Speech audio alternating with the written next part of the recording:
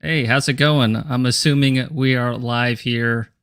As usual, it is Lee, your host for Heavy Art Talk, and I am very excited. Today we're doing a live episode, of course, and I've got a ton of awesome guests and friends, and it's nice too because we're going to be talking about music. Last night, some of our friends at Heavy Metallurgy did something similar, talking about some of their favorite albums of the year. This time, we're doing it from maybe a visual artist perspective. And everyone has really different tastes, so it's going to be really cool. And then the other thing that's just a little bit different, these aren't just going to be albums, it's releases of any type. But without further ado, let me welcome everybody. All right, Mark, what's up, man? What's up, Haley? How's it going, man? You like being shepherded in, by a host? Yeah, it's awesome, dude. What's up? All right. And then James is next. And yeah, we got 6 people, including myself. So it's a big crew. Howdy, y'all. Noah, what's up? Hello.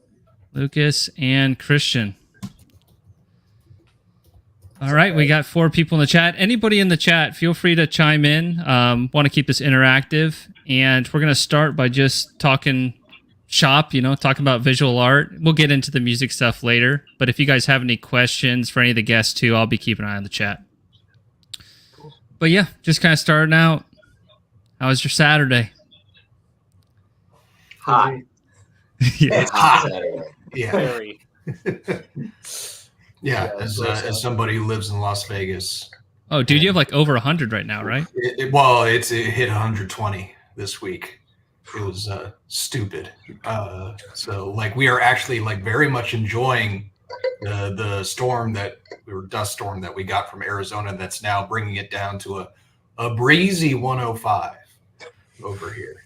But I'll tell you that cloud and dust coverage actually like really helps because it's been hell the past week. I can imagine. I mean, is it is there any repercussions to like buildings, like integrity or anything like that once it hits 120? Well, like definitely if you're somebody who has to make that commute to say like the strip area, that's where it is like 120 degrees and it's crazy. Very glad that I get to work from home and have to do very little driving outside of groceries and stuff like that. But yeah, it's just a case of like make sure your AC works good. Make sure, that you're, I guess mainly the AC working good. Like you got some water and just hunker down for a little bit. This is the worst time of year for us. So just give it like even a couple more weeks. August is always hot too, but it's not like this. So hoping that we've gotten through the worst of it. Yeah, I feel you there. Just as we're kicking things off, I'm going to kind of go around the table and, when you're up or whatever, just kind of like talk a little bit about what you're working on right now, holistically, kind of how life's been. So, Mark, if you don't mind kicking us off, how things been, dude? Yeah, busy as always. I was out with my kids most of the day, so I was outdoors in that nasty heat. It's very humid. I had to write a list on a napkin because I couldn't remember everything I was working on. I was like, oh man, Lee's probably going to ask me something. Let's see what I wrote down. So I've been doing these collab products with different bands, like limited edition license shows. So through the Riddick Art web store. So I should have a new drop coming soon with Stenched from Mexico, Flesh Rot from Texas, and Protrusion. I want to say they're Indiana based. So really cool underground death metal bands. So I have some product coming out with those bands, and also should have some Magic the Gathering artist proofs signed and available on the web store soon. Just coordinating with Pirate Press right now to get that all taken care of. I just wrapped up a book cover over the weekend for a book about an old school underground French death metal label, and working right now on an album cover for Destructor from Australia. The band Death to All has a product out with my art on it that was from their recent tour cycle. It's on their website. It's former members of Death and like members of Status and Yeah, Cynic and all they're that. awesome, man. I saw that tour. Oh, you did? Okay, cool. Mhm. A book cover just got revealed for a book called Veilgrave. It's a I guess like an RPG kind of thing that was written by the folks who did the Spine of Night film, animated feature film. It's for a like a company or like an expansion to Mork Borg, which I guess is some kind of Oh yeah. Scandinavian RPG thing.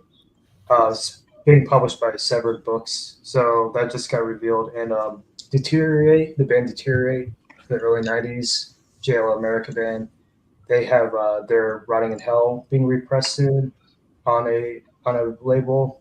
Um, I think they're Dutch, the label. Um, so I was digging through some archive stuff, and I found this giant color painting. I don't know. I wouldn't call it painting. It was more like an ink, marker, and spray paint. So it's a color piece, but it's from like 92, 93. And it's never been seen before. It was for the band Deteriorate. I don't even think the band saw it. I think I just did it for fun. So I sent it to the label. So I'm kind of curious to see if they'll use it or not on the repress.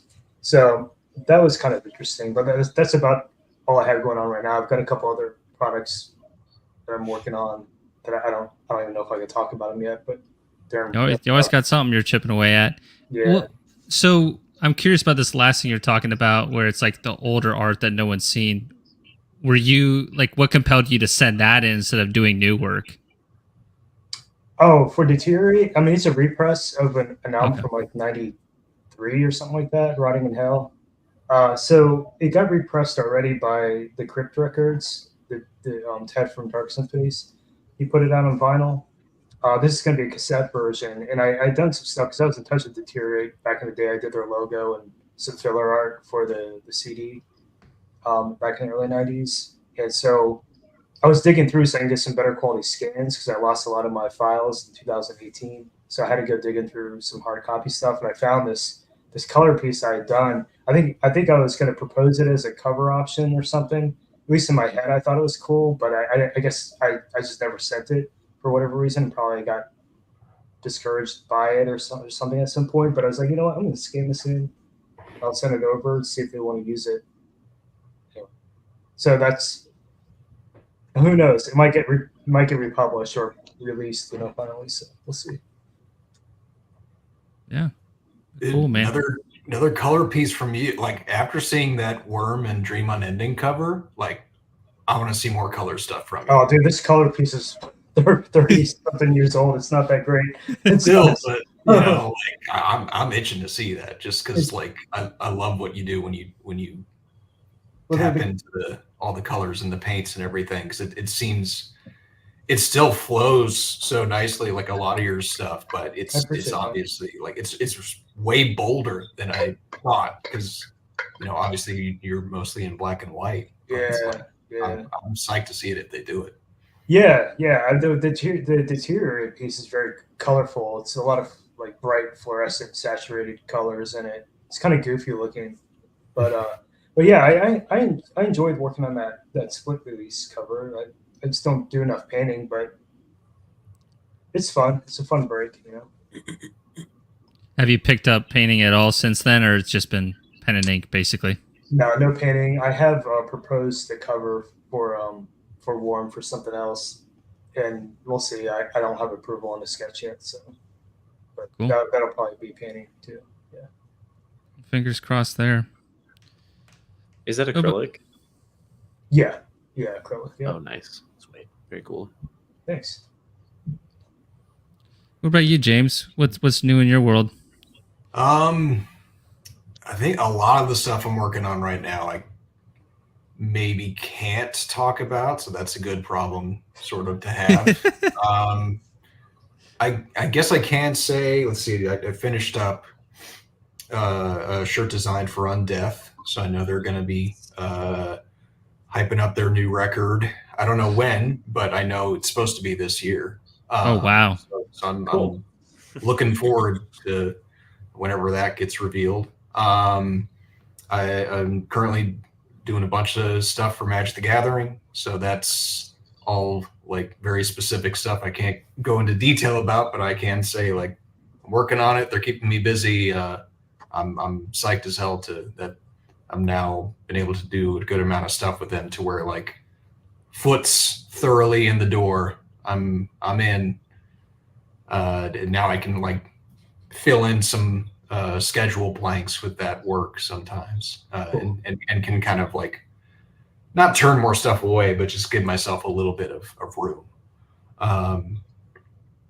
Trying to think. I'm currently working on a personal project where I'm working on like a card deck of sorts, just for myself to sell at like booths and stuff in the future. Since I'll be doing more and more Magic events, it'll be nice for me to have like my own token deck to sell, especially since a lot of my Magic stuff isn't even going to be out until like next year, like maybe one later this year, but it's all like a year and a half ahead of time. I just, it's good to assume when you work on anything.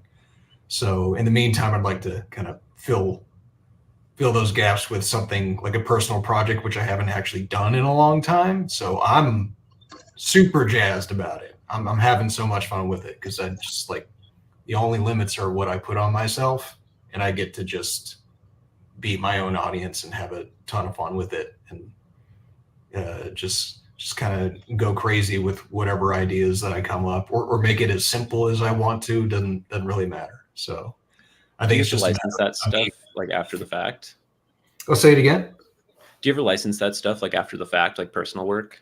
I would like to, but fortunately, I've been busy enough the past like 2 years to where I haven't been able to do a lot of personal work. So a lot of that has been me just like hunkering down and doing as much client work as I can, to where like I'm now at the point where things are steady enough to where, you know, if I see a break coming on the horizon, I can actually take it to do my own stuff. So I think this year, finally, I've found a gap to where I can do that. And I think that stuff, yeah, I might be down to license it if people wanted to use the individual illustrations I've got for each. So far it's 10 of them, but I'd like to do like what would amount to like a full deck. So I don't know, like 21 is that how much you find in like a solid card pack? But we'll see. I'm hoping to get them done by end of this month, and if I'm very hopeful, and then if I'm a little bit more generous with myself, August, and then hopefully have them in time for MagicCon here in Vegas in October, after printing and everything. So we'll see. But so those are all like made up like characters and stuff then? Yeah, so it like, to anybody who's not familiar with like Magic the Gathering, you can use stuff that cards that are called tokens, which are basically placeholders for things that you summon into your game. So if like one card that you have says like, you know, summons 3 soldiers onto the battlefield, those would be your placeholders to put on there.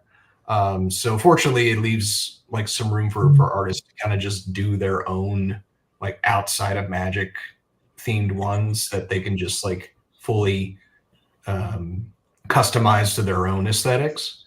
So I'd see a lot of artists at conventions who do stuff for Magic kind of go that way as a means to like get out their own creative juices, and also just not have to rely on stuff that they've done for Magic in order to sell it there.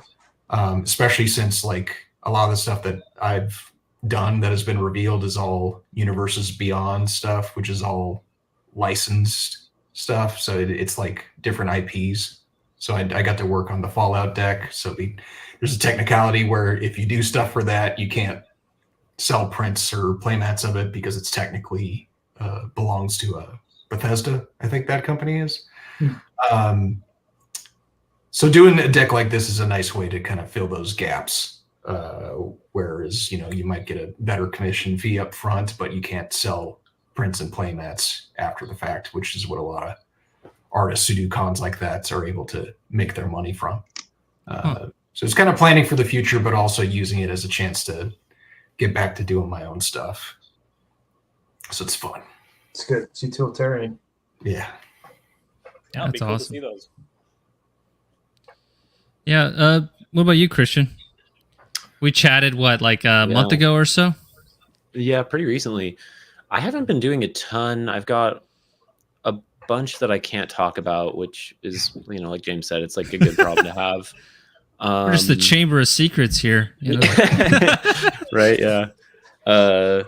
Yeah, so I've got one that's like a pretty decent sized job that like 3 shirts and a couple other assets, and I'm very excited about that. But yeah, haven't been able to share any of that yet. And then I've been kind of working on a lot of music stuff lately. Like I kind of have been slowly piecing together back my my solo black metal project. I found a local drummer, and my old friend Kai, who's been playing bass for me, we're like starting to move that again, and we're like booked on a few shows, so been putting a lot of energy towards just getting ready for that, because it's like a lot of material to cover.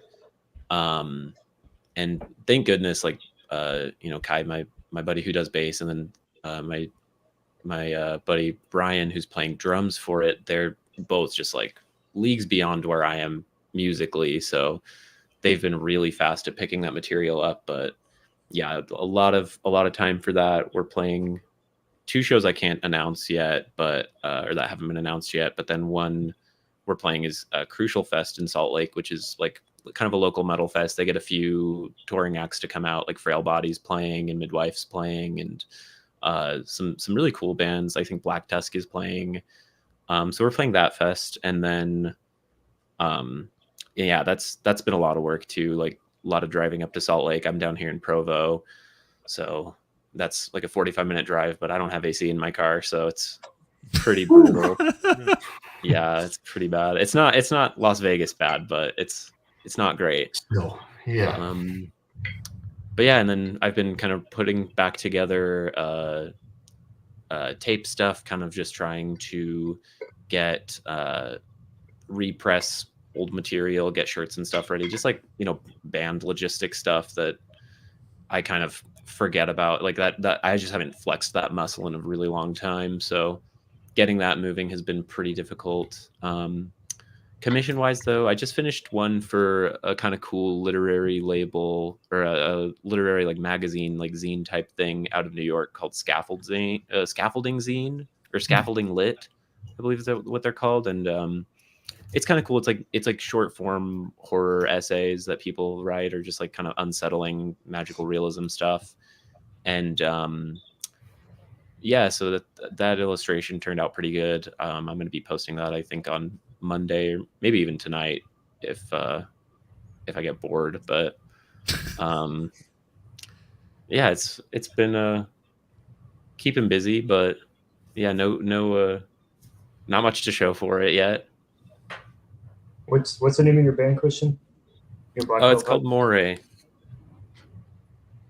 Oh yeah, I saw. Okay, I recognize the logo. Yeah, my buddy Steven Wilson did that. Unknown Relic on Instagram is what okay. Their name is. Fantastic logos. But yeah, so that's been really fun. I put out an album last year and kind of just did it solo. Like I haven't done anything live in probably 5 years. So it's I feel so out of practice, but we'll see how bad it does. Or well, it does.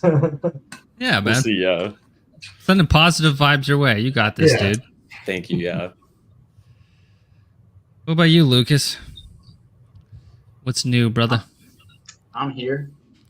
Yeah, I've been taking it a little more slowly this summer, mostly because it's hot and it gets hot in my house. So I tend to work a little bit more slowly when it gets hot. But I just finished a couple of things maybe 2 weeks ago. I took like a week off, like my first significant amount of time off this year. So that was kind of nice. I didn't pick up a brush or a pen for 7 days. I could have gone 2 weeks, to be honest with you. It kind of was 2 weeks. I did nothing productive. I just like read and watched movies. And I started a new run of Morrowind. You know, it's past week, Nice. so. And I just started a couple of things, like spinning up a couple of projects this week. I don't know if like I can talk about. I'm doing a shirt design. I don't know if I can say who it's for yet. So, but I am doing a shirt design for someone you know. And I'll be doing a cover for another like Shadow Dark supplement zine. Someone just approached me to do the cover for like an adventure that they're writing, so that'll be fun. I like the concept they came to me with. Sounds really, really cool, so I'm kind of excited about that one. I'm also doing a personal commission for someone who's buying himself a birthday present of my art, so which, you know, that's kind of fun. Nice. But just like the stuff that I just finished that adventure supplement that we've been teasing a little bit the last I don't know, over the last month or so. So I finished that up just before I kind of took time off, and that was cool. That was such a big project. It was 15 illustrations, 2 full-page illustrations, 3 half-page illustrations, and then a bunch of spots. So that was really, really fun. The adventure's fucking sick. In fact, I think the free version without art is already like available in PDF from his website. Like you can pick that up. He's been just kind of tweaking the layout with the art in it. So I'm excited. He's sent me some images of like what it looks like so far. So I'm excited for that to go up and kind of go on sale, and I'll be able to start revealing all the artwork that I did for that shortly. And yeah, I've done a couple of other things. I don't know, like, most of the stuff's kind of in the ether right now, right? I mean, I finished a ton of stuff this year that I'm like, I don't know what's going on. Like, it's in the ether. I don't know when I can say anything about it. It certainly hasn't been revealed.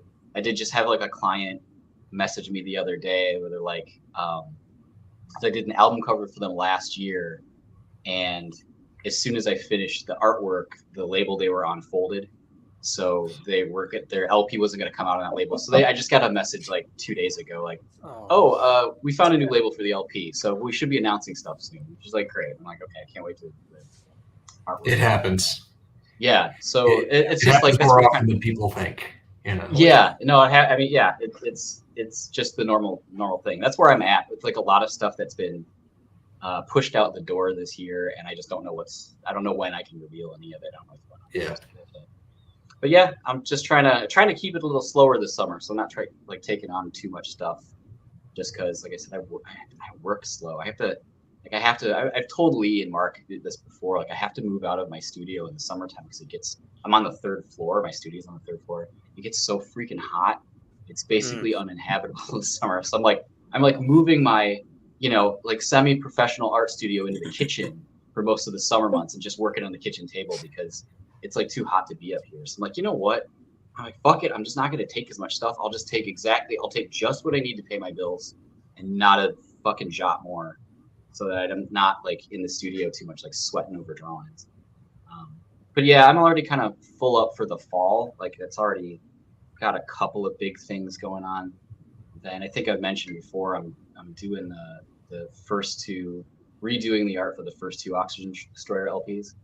So those will be reissued with new art. So it'll all be like cohesive to fit with the album cover I just did. So that's going to take up kind of a bit of my time this fall. And I've got a couple of other album covers and things that I'm on track to do too. So it's going to be busy once hopefully this La Nina thing kicks in the fall, and like the weather's supposed to cool down a little bit. So we'll see. So that's what's going on with art. Bands are busy. We're trying to, one of my bands has studio time booked at the end of August. So we're preparing to record some stuff for a split. I don't know how we're going to release it. It's like we're doing a split with another band. I don't know how we're going to release it because 7-inch is pretty much a dead format. So I don't know if we're gonna like brute force that and do it the split 7-inch anyway, or what. But that's what we're recording for. And then my other band, Wallbreakers, we're trying to book studio time for our LP this fall. So there's a lot going on. And been songwriting and not deliberately not playing shows so we can get ready for recording. So, yeah, it's busy enough. Busy enough. In terms of the art commissions you have, are they mostly pen and ink, or are you doing some painting too? Right now, it's mostly been pen and ink. I think the last thing I was commissioned to do that was watercolor was a watercolor painting, and that was back in maybe March or April. I wrapped it up. So everything's been pen and ink since then. But I've been Doing your personal stuff on my own for myself. Yeah. But yeah, I don't have any. In fact, I don't even think that one of the album covers in the fall, I think, is going to be color, because I've done stuff for them before, for this particular band, and they've always been color stuff. So I've got some stuff coming up in the fall. Yeah, but mostly pen and ink right now. Show Very cool, man. Show us your Demolition Hammer shirt. I want to see your shirt. Is it this a logo or? Nope, it's got like Yeah. gross Nice. dude. Dude, I remember listening to them when I was 12, 13. I just remember like when Good I band. was about I want to say like 13 years old, I would see their name in all like the thanks lists. Yeah. I was like, I would just be on the lookout whenever I would go to like the mall. Where's this Demolition Hammer band? That name sounds so fucking cool. And it wasn't until I was like a grown ass adult that like Roadrunner reissued their stuff, and I finally could get a hold of it. I couldn't find like where I was. I couldn't find it. I didn't know like tape trading was happening at that time, but I didn't know anything about it. Like where I was, like we didn't do it. So it's been like one of those things where I had a wish list of bands that I didn't really get to hear until I was in my 20s. I still got reissued, or like the internet became a thing and I could go on SoulSeek and find it or whatever. So yeah, I'm still. But that was one of those bands that I had always wanted to hear, and like nobody knew what they sounded like. I would ask my friends who were like the older guys in high school who knew death metal, like, have you heard this Demolition Hammer band? I'm like, no. Damn, Dude, I want to hear that. that Aggressor there, last time we chatted, that Aggressor from France, I checked that out. I really liked that. I need to track that down, their debut. I liked a lot. Yeah. Yeah. To go hunting Never for that Ending one. Destiny or whatever. That's the name of it. I think so, yeah. Yeah. It's good stuff, man. It's just fucking good death thrash. Hell yeah. Well, Noah, what's up with you, man? This and that. It's kind of like y'all been talking about stuff you can't really discuss yet, but so again, that's good. And it's been my busiest year I've ever had, so that's awesome. But yeah, I got a few things going on. In terms of like recent releases, my buddies in Acetas just put this out. That's an album we worked on for like 2 years together, and it's been shelved essentially for so long.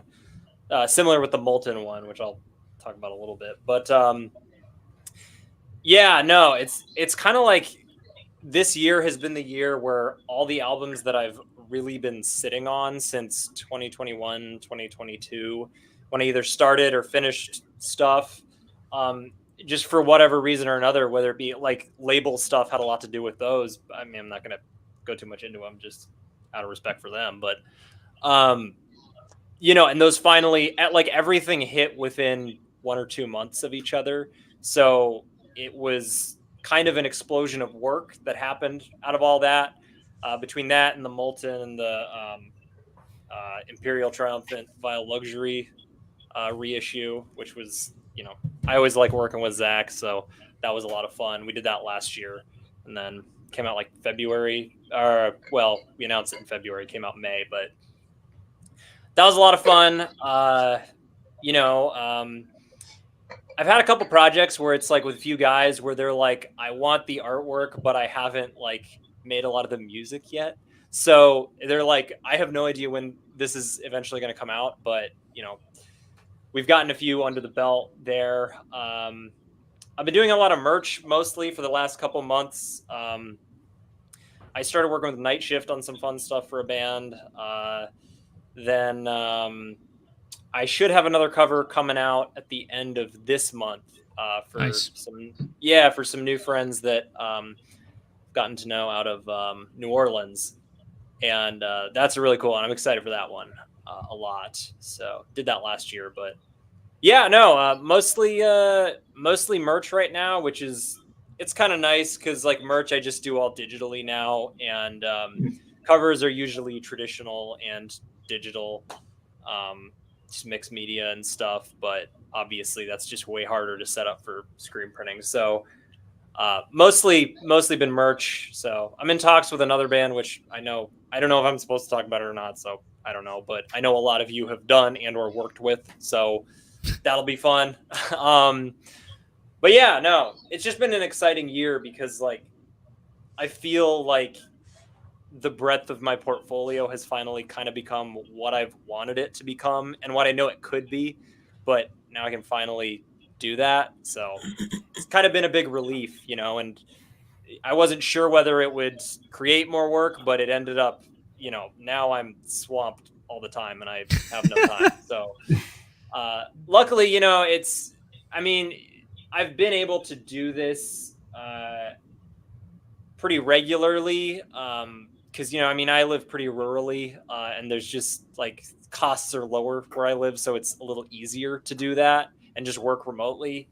But, you know, on the downside of that, I have to drive 3 hours to go to a show. So that kind of sucks. But, you know, it's helped in the long run to be able to make this stuff happen. And yeah, no, really, I'm just really excited that I feel like things are finally really flowing, you know, so. Yeah, man, your name's gotten out a ton in the last year. I'm really proud of you, man. Like, and your work is just, it's always getting better and better. So everything's well deserved, dude. I appreciate that, man. It's, you know, it just feels good to finally be like able to showcase the things that I want to kind of determine the future type of work I want to do. So that's been, you know, really, really cool. I've also had a few, like you were talking about, Mark, with like older stuff. I mean, the stuff I'm going to talk about is like, you know, only a couple years ago, but like, I remember like when I first, yeah, well, you know, I'm a baby. So, but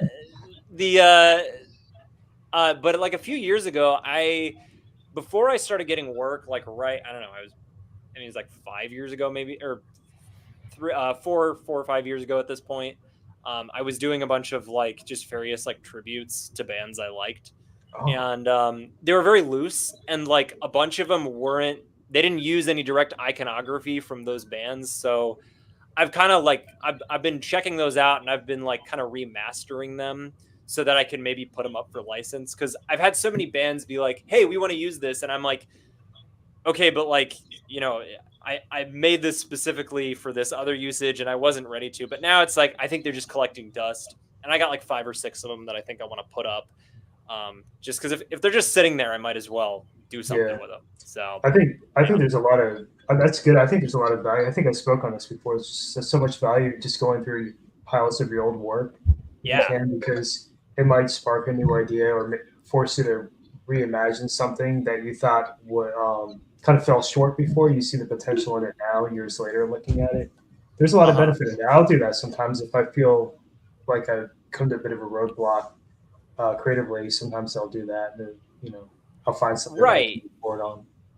Yeah, right. Well, and it's like I'll look at them and I'll see kind of how I did the techniques I was doing then, and then now, like I do everything, you know, more or less the same but differently. And I'm looking back at older stuff and I'm like, well, I took a lot more risks then that I think I maybe should try again because I got too comfortable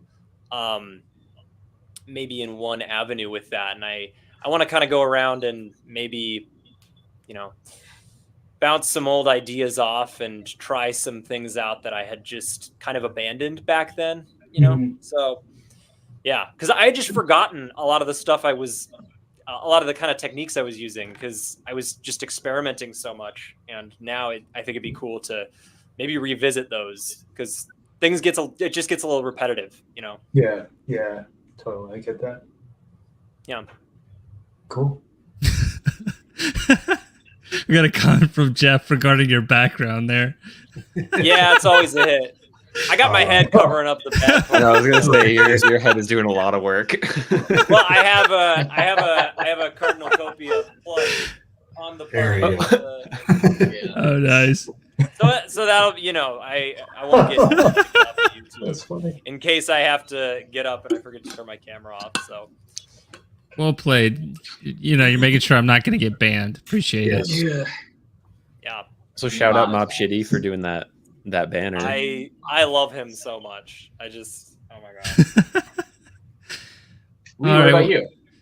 What about you? Yeah, All right. Yes. Yeah. Yes. your turn. Speak. Yeah, your turn, dude. Yeah, you guys don't like being put on the spot, apparently. No, here. Let's see on my end. All right, dude, I got one thing I'm proud of. I mean, multiple things, but I picked up an airbrush yesterday and I used it on a piece, like not just bullshitting around. So I got over my fear of the airbrush. HR and Giger actually- over here. It actually isn't that bad. I'll probably use it more often. I hate cleaning it. That's the big thing. But Yeah. actually using it, it's not that bad. Yeah. The piece looked sick too. Yeah, thanks. Yeah, I'll show some of you guys after, but I'm feeling really good on it now. Basically what I'm doing right now is, for any bands out there, I'm happy to take pen and ink commissions. Mark, when you get the moment, check your audio settings. I'm not sure you're actually connecting to your headphones. But yeah, I'm happy to take pen and ink commissions.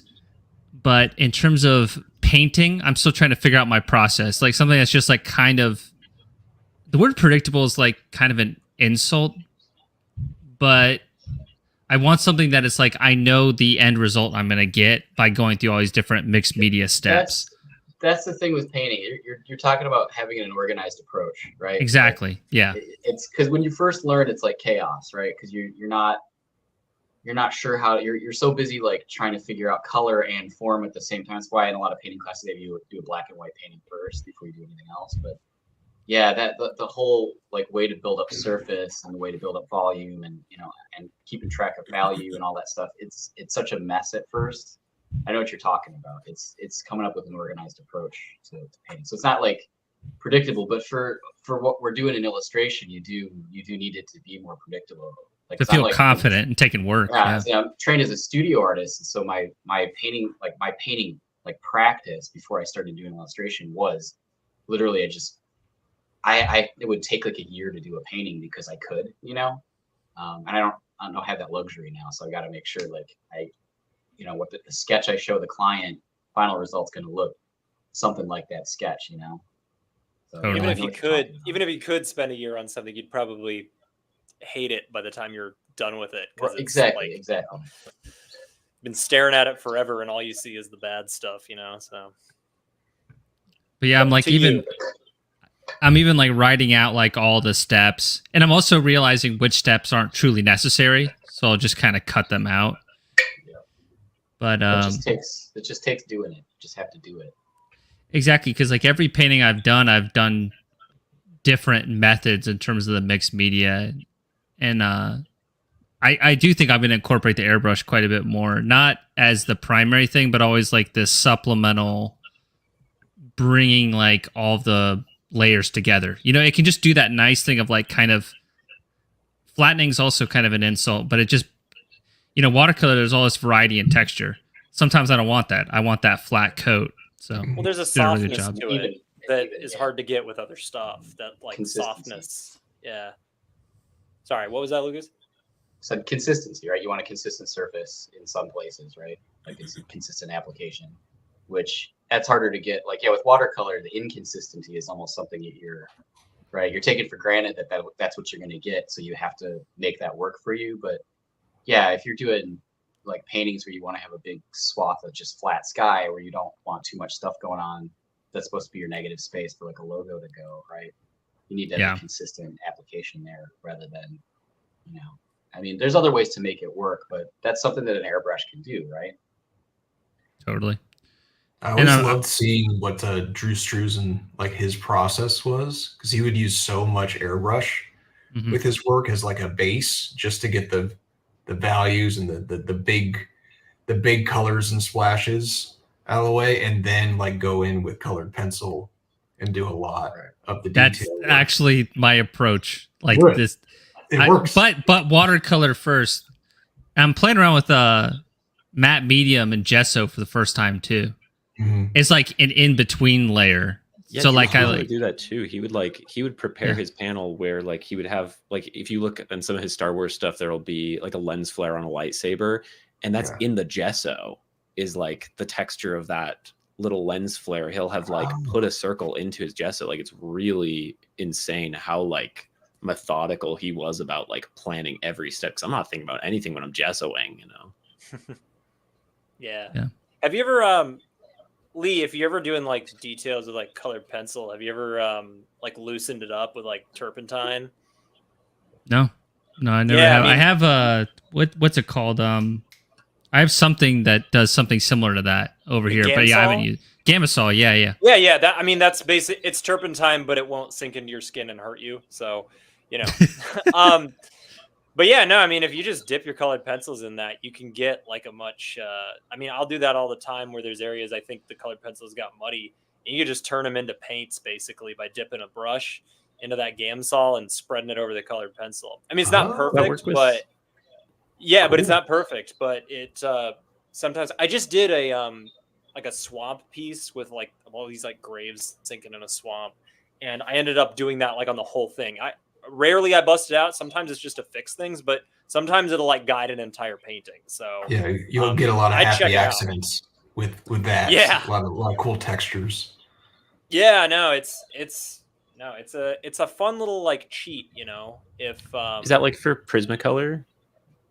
it's worked with most colored pencils. I mostly use Prismacolor, yeah. So Okay. it definitely works with Prismacolor, but you know, works with Amazon Basics too, which I also use, which are not bad colored pencils actually. Whatever works. Yeah, make the mark. That's all that matters. Yeah. But yeah, no, I haven't experienced with Gamasol. Yeah. But yeah, I have it right over here. Yeah, it's worth All it. I right. think you dig it. Yeah, appreciate it. Somebody's audio is kicking back and it's kind of driving me nuts, but I don't know who it is. I thought it was Mark, but I don't think it is. Yeah, let me see. It might be you. I think it's you. I'm sorry. Maybe just turn the volume down a hair, but make sure you can hear us too. All right. Well, you guys ready to talk about some albums? Hell yeah. Yeah. All right, let's do this. And of course, thank you everybody for like sharing and stuff. I know we can't like talk about all the clients we're working on. And I actually have had a couple of commissions lately, so I'm starting to get some good fortune as well and working my way up.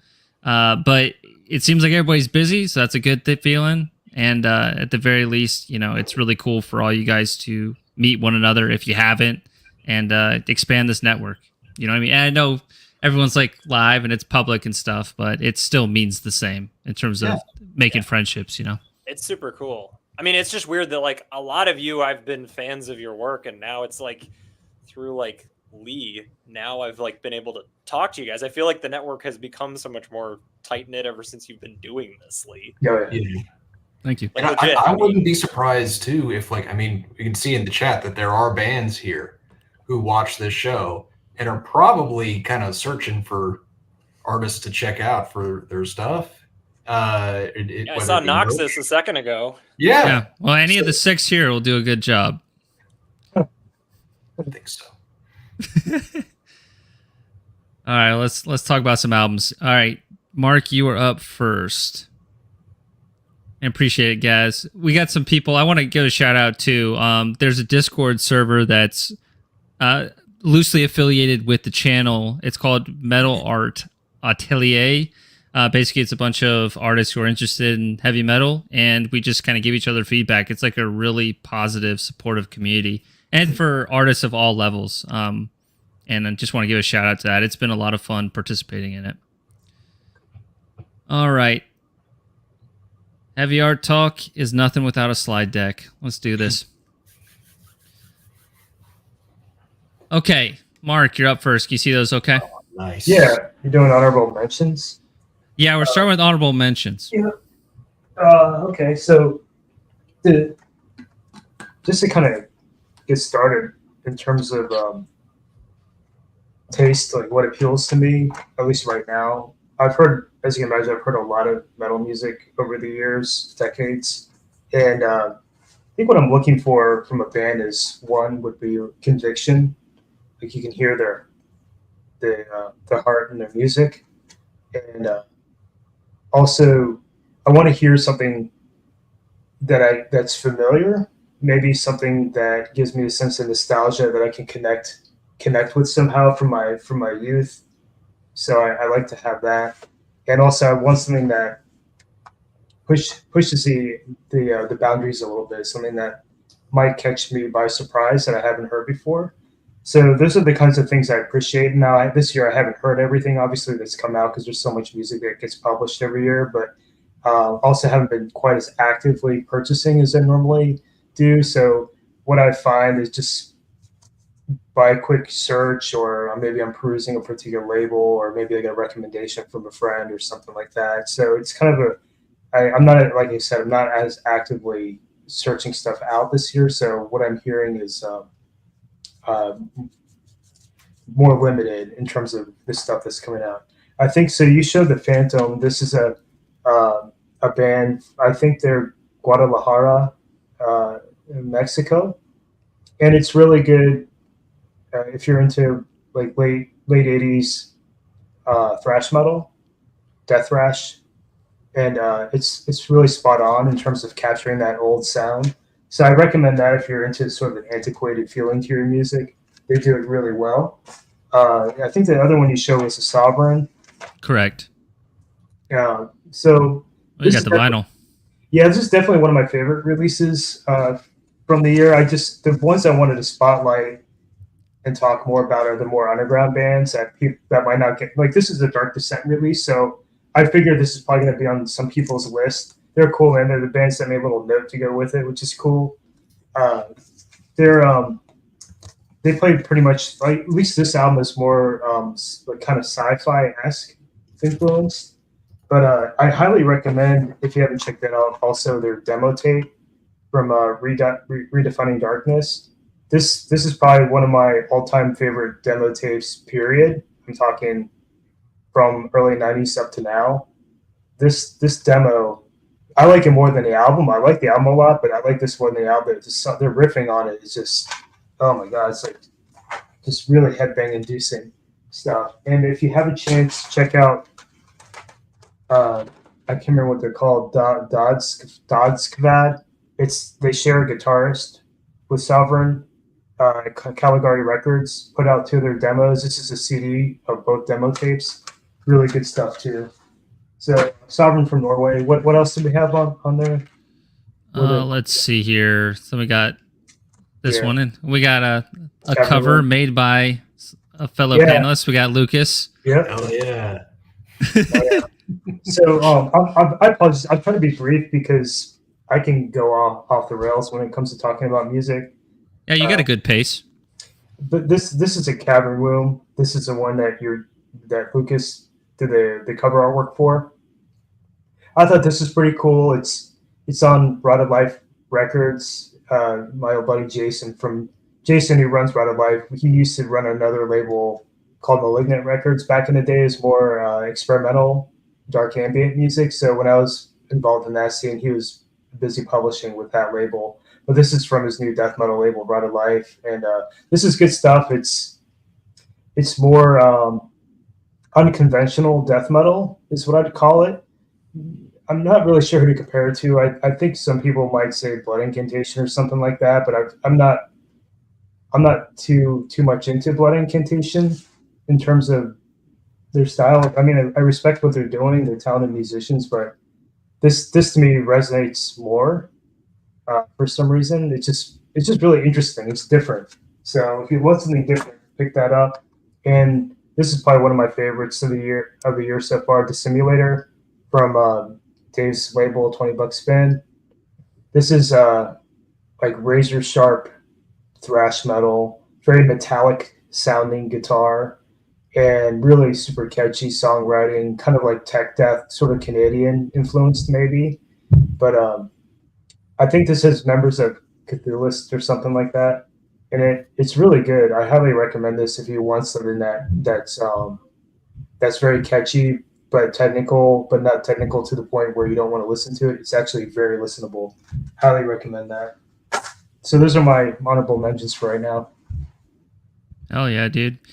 And I, of course, we're going to have some overlap as we go. I'll let you guys, if it's a pick that you've had, maybe chime in when it comes up for yourself. But has anybody heard like Phantom, for instance, or the Cavern Room, or Lucas on your end creating that painting? Anything about that process you want to share? Yeah, no, it was fun working with them. I mean, they had a definite like idea of what they wanted when they came to me to do that cover, and we did. It was one of the few where the back and forth on it was really, really productive and constructive. I had some input to offer them on the concept that ultimately got incorporated into the actual illustration. So, yeah, it was a really, really fun piece. The concept of it was really, really interesting to do, and I'm like very gratified with the positive response that release has had. So, yeah, it was just a really fun one to do, and they're local to where I'm at. They're I know they get pegged as a Philly band, but Dex, their guitar player, actually also lives in Lancaster, where I live. So they're actually from around. That's super cool. Area. Is the background part of the painting, is it all on the same painting, or do you put it together in Photoshop? No, it's all physically done in the same space, on the same picture plane, on the same piece of paper. Yeah, I wasn't sure. That was fun to do. That, yeah, that wash that was done in the back was done before I did anything else, and so Did all you of mask that it at all? I masked it all off. Yeah, Nice. okay. So literally, like, there's a lot of masking fluid that got used. Not the whole entire thing, but I basically did all like the borders, so that I kind of created like an enclosed space for all that area that got masked off, and then just went to town with that. It's just like a Payne's Gray wash, basically, in watercolor. That looks great. Just went to town with as much water on the paper as I could, and as much of that pigment as I could, and then the rest of the painting came after. I knew if that wash didn't work, then the painting wasn't going to work, and I wanted to do that first, because if I fucked it up, then I could just do it again on another piece. But it worked. It came out okay. Pleased with how it came out. Came out great, dude. I love the confidence, and like to use pink to me is always like such a confident choice, and I love it. Like, I love pink in pieces because there's something like disturbing about it. You think it would be like pretty, but in a lot of ways I think it's like very grotesque when it's used like this. Yeah, pink is viscera, right? Like, it's not just cotton candy, it's also your insides, right? But also, I also love, I love me some Ed Repka jewel tones in a painting, you know what I mean? So I love to use like high chroma, like right out of the tube or unmixed, because I think you don't see it a lot in especially metal album covers, and it makes them pop if you're not afraid to use color. I'm not necessarily going to vouch that my color sense is really great, but I really do like using like high chroma color. Very coal. All right, James, I think you're up next. All righty. Well, I at least wanted to acknowledge like the Morgul Blade record that I did the cover for this year. I was already a big fan of the band, and I love this record just because I think these guys put together like a great mix of traditional heavy metal and black metal stuff, and it ends up like with a lot of earworms on the record, and I just love that kind of sound that feels like, I don't know, like if I'm listening to any black metal, it's usually stuff that is very catchy and feels like it's got like very hooky melodies to it.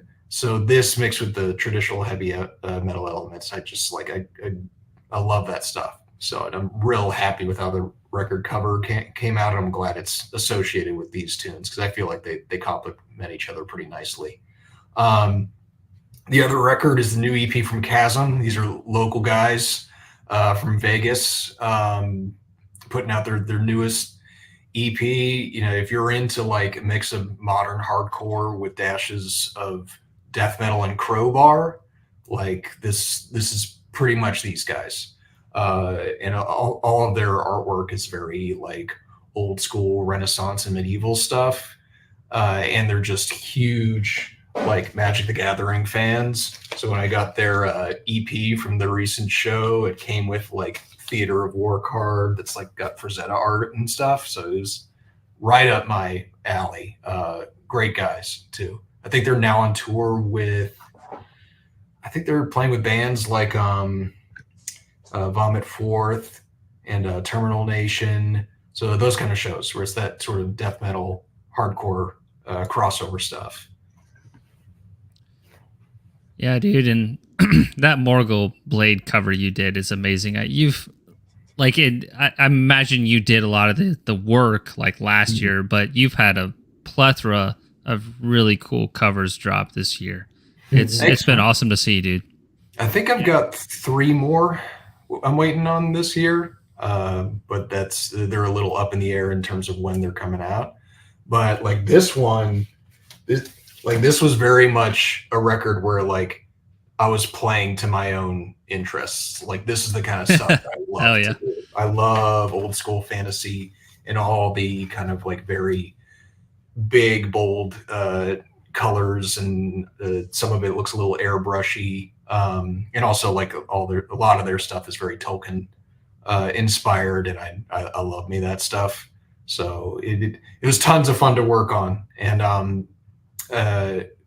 don't know if a lot of y'all who have had your stuff printed too have had this experience where like some stuff that gets printed on LP maybe doesn't always look 100% like the art that you submitted. Like this was very much a case where like it printed great and it looks like extremely close to what I have on my computer screen. So that's always a thing that makes me happy to know that like they figured out how to balance everything, and usually the problem is it prints too dark.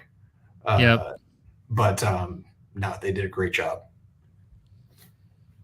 That's awesome. That's an awesome cover. Yeah, well done. And then we got our first overlap here. Some crossover here. Like, I love that Sovereign album. Like it's very much like the kind of, I guess what you would call like technical death metal that I like, where it doesn't sound too masturbatory, and it actually has still that like gnarly, like sounds like actual people in a room playing instruments, as opposed to thing that's just been like click tracked to death. And then with the other releases, Extinguish, like new hardcore that I've really been digging, which has that kind of like real punch to it, where it's got just enough of like thrash, like quick, fun elements to where it's not just all breakdowns or anything. Just hits real hard. Love the cover as well. I think this artist is also, I forget their name, but I think they've also done work with Doomsday, as well as a couple other hardcore bands.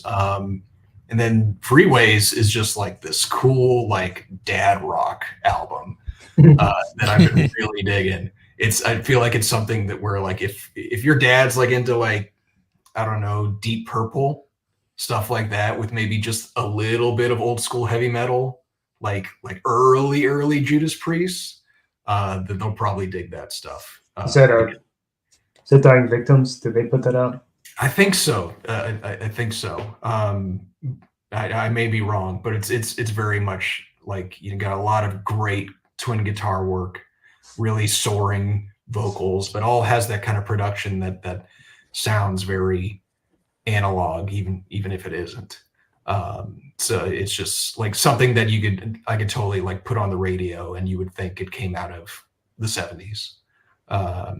So it's, I don't know, just having a lot of fun with that. And there's plenty of other records I can put on there. New 200 Stab Wounds is great. The new Chisel record's great. Just like lots of great stuff this year. But those would definitely be my favorites outside of the top 5 that we're sharing today. Yeah, I mean the quality this year, just across the board of like every genre, I want to say like everything's competitive, but I feel like bands see each other and they want to match it or surpass it. And I feel like it's led to a lot of good art in music. You know, I feel like everyone's producing really quality work. That's what I've noticed this year. All right. Noah, I think. Yep. Noah, you're up. Cool. All right. So kind of similar to James, I did want to shout out on the right there, Malicide by Molten. Just because, I mean, I've been listening to that album for like almost 3 years now. It's just been so, because they did the mixes and they mastered it. It feels like forever ago, but it finally came out in I don't know, it was like March or something like that.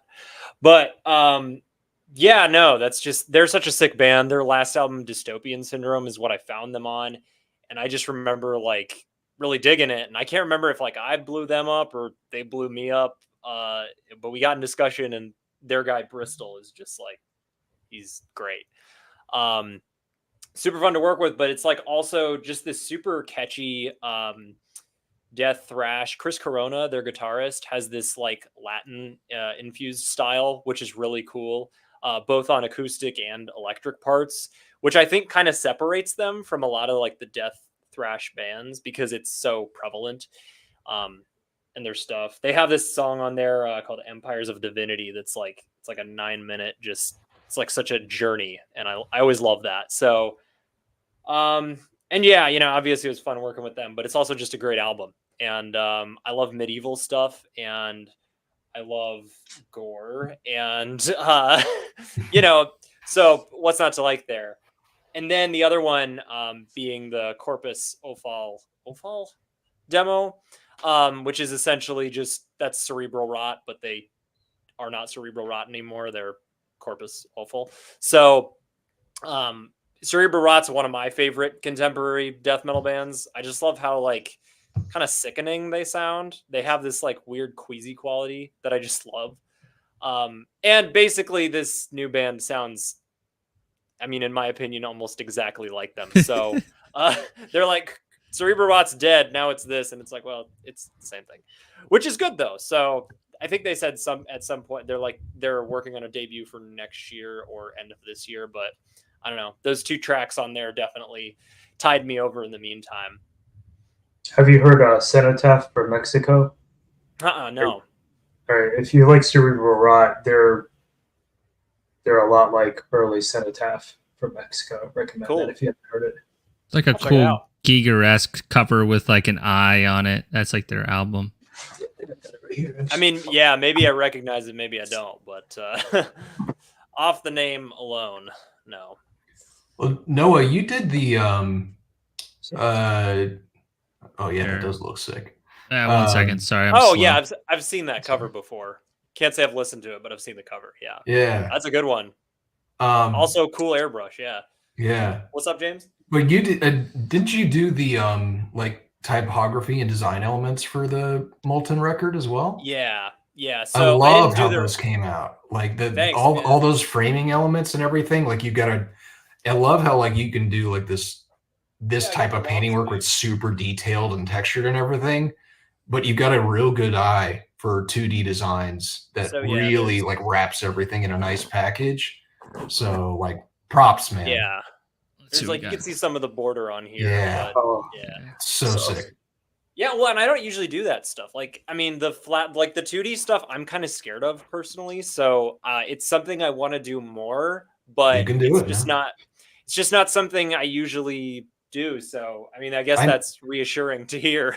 I know you do stuff for Ghosts too. I could totally see you putting elements of that sort of stuff in Ghost shirt designs. Oh yeah, I love to. I mean, there's a gazillion that I haven't been able to share. So hopefully, maybe in future ones. I mean, they're always looking for stuff. So maybe in the future.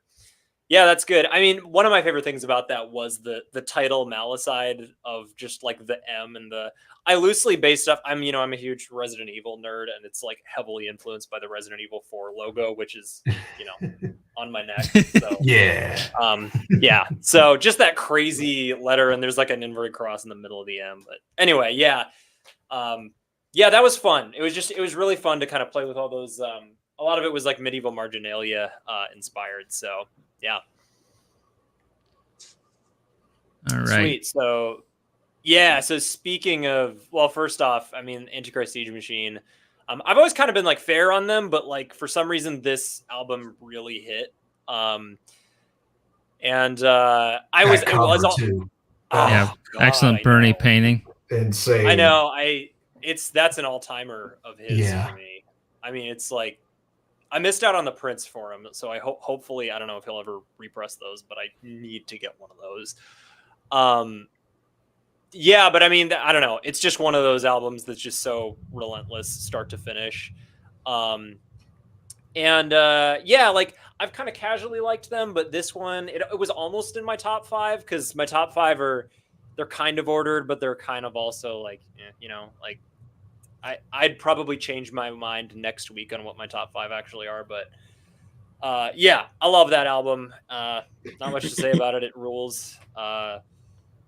But the other one would be the motion picture soundtrack to the Right Here Right Now, the Ghost movie, speaking of Ghost, that just came out, which is basically a concert film, but like it's also like all that jazz and cats and like it's like so many cool things, and it's like I don't know. It was really cool to see in the theater. So technically like that album, it's why it's in honorable mentions, is that album is not out yet. It's out in like 2 weeks, but I mean I've heard it because I saw the movie, and a lot of people have heard it because they've seen the movie. But I don't know, just all the like theatrical elements and stuff like that were so cool. And the reason I put it on too is because a lot of the renditions of those songs are really different. Like there's an orchestral version of one song. There's like, I don't know. It's just it was such a crazy concert movie experience. It was a lot like a spooky Stop Making Sense.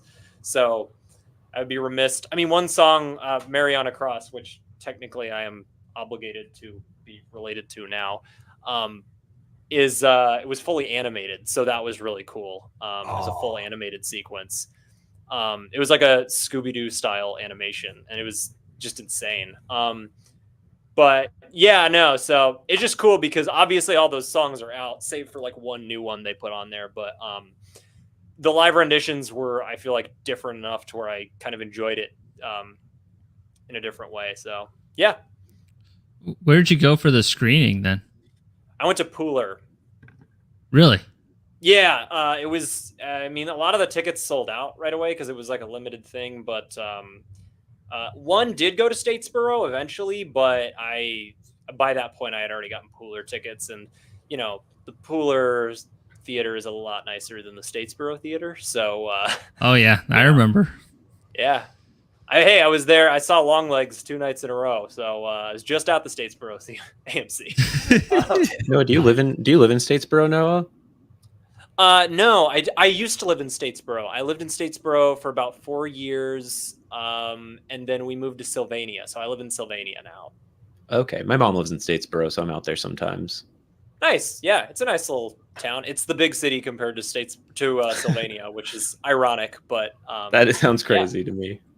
Yeah, no, but to me, it's crazy that there's 3 people on this call that know what Statesboro is to begin with.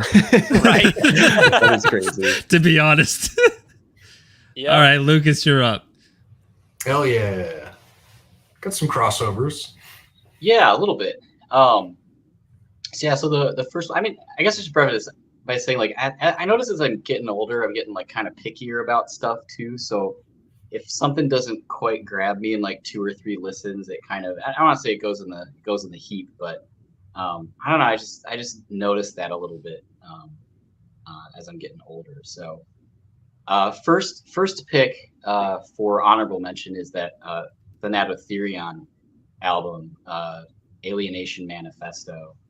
And I mean, first of all, that like sick Daniel Vega artwork on the cover is fucking incredible. If that doesn't kind of grab your eye, I don't know what would. But that's when I don't have a physical copy of. I did not want to pay shipping from Italy at the time that I picked it up off Bandcamp.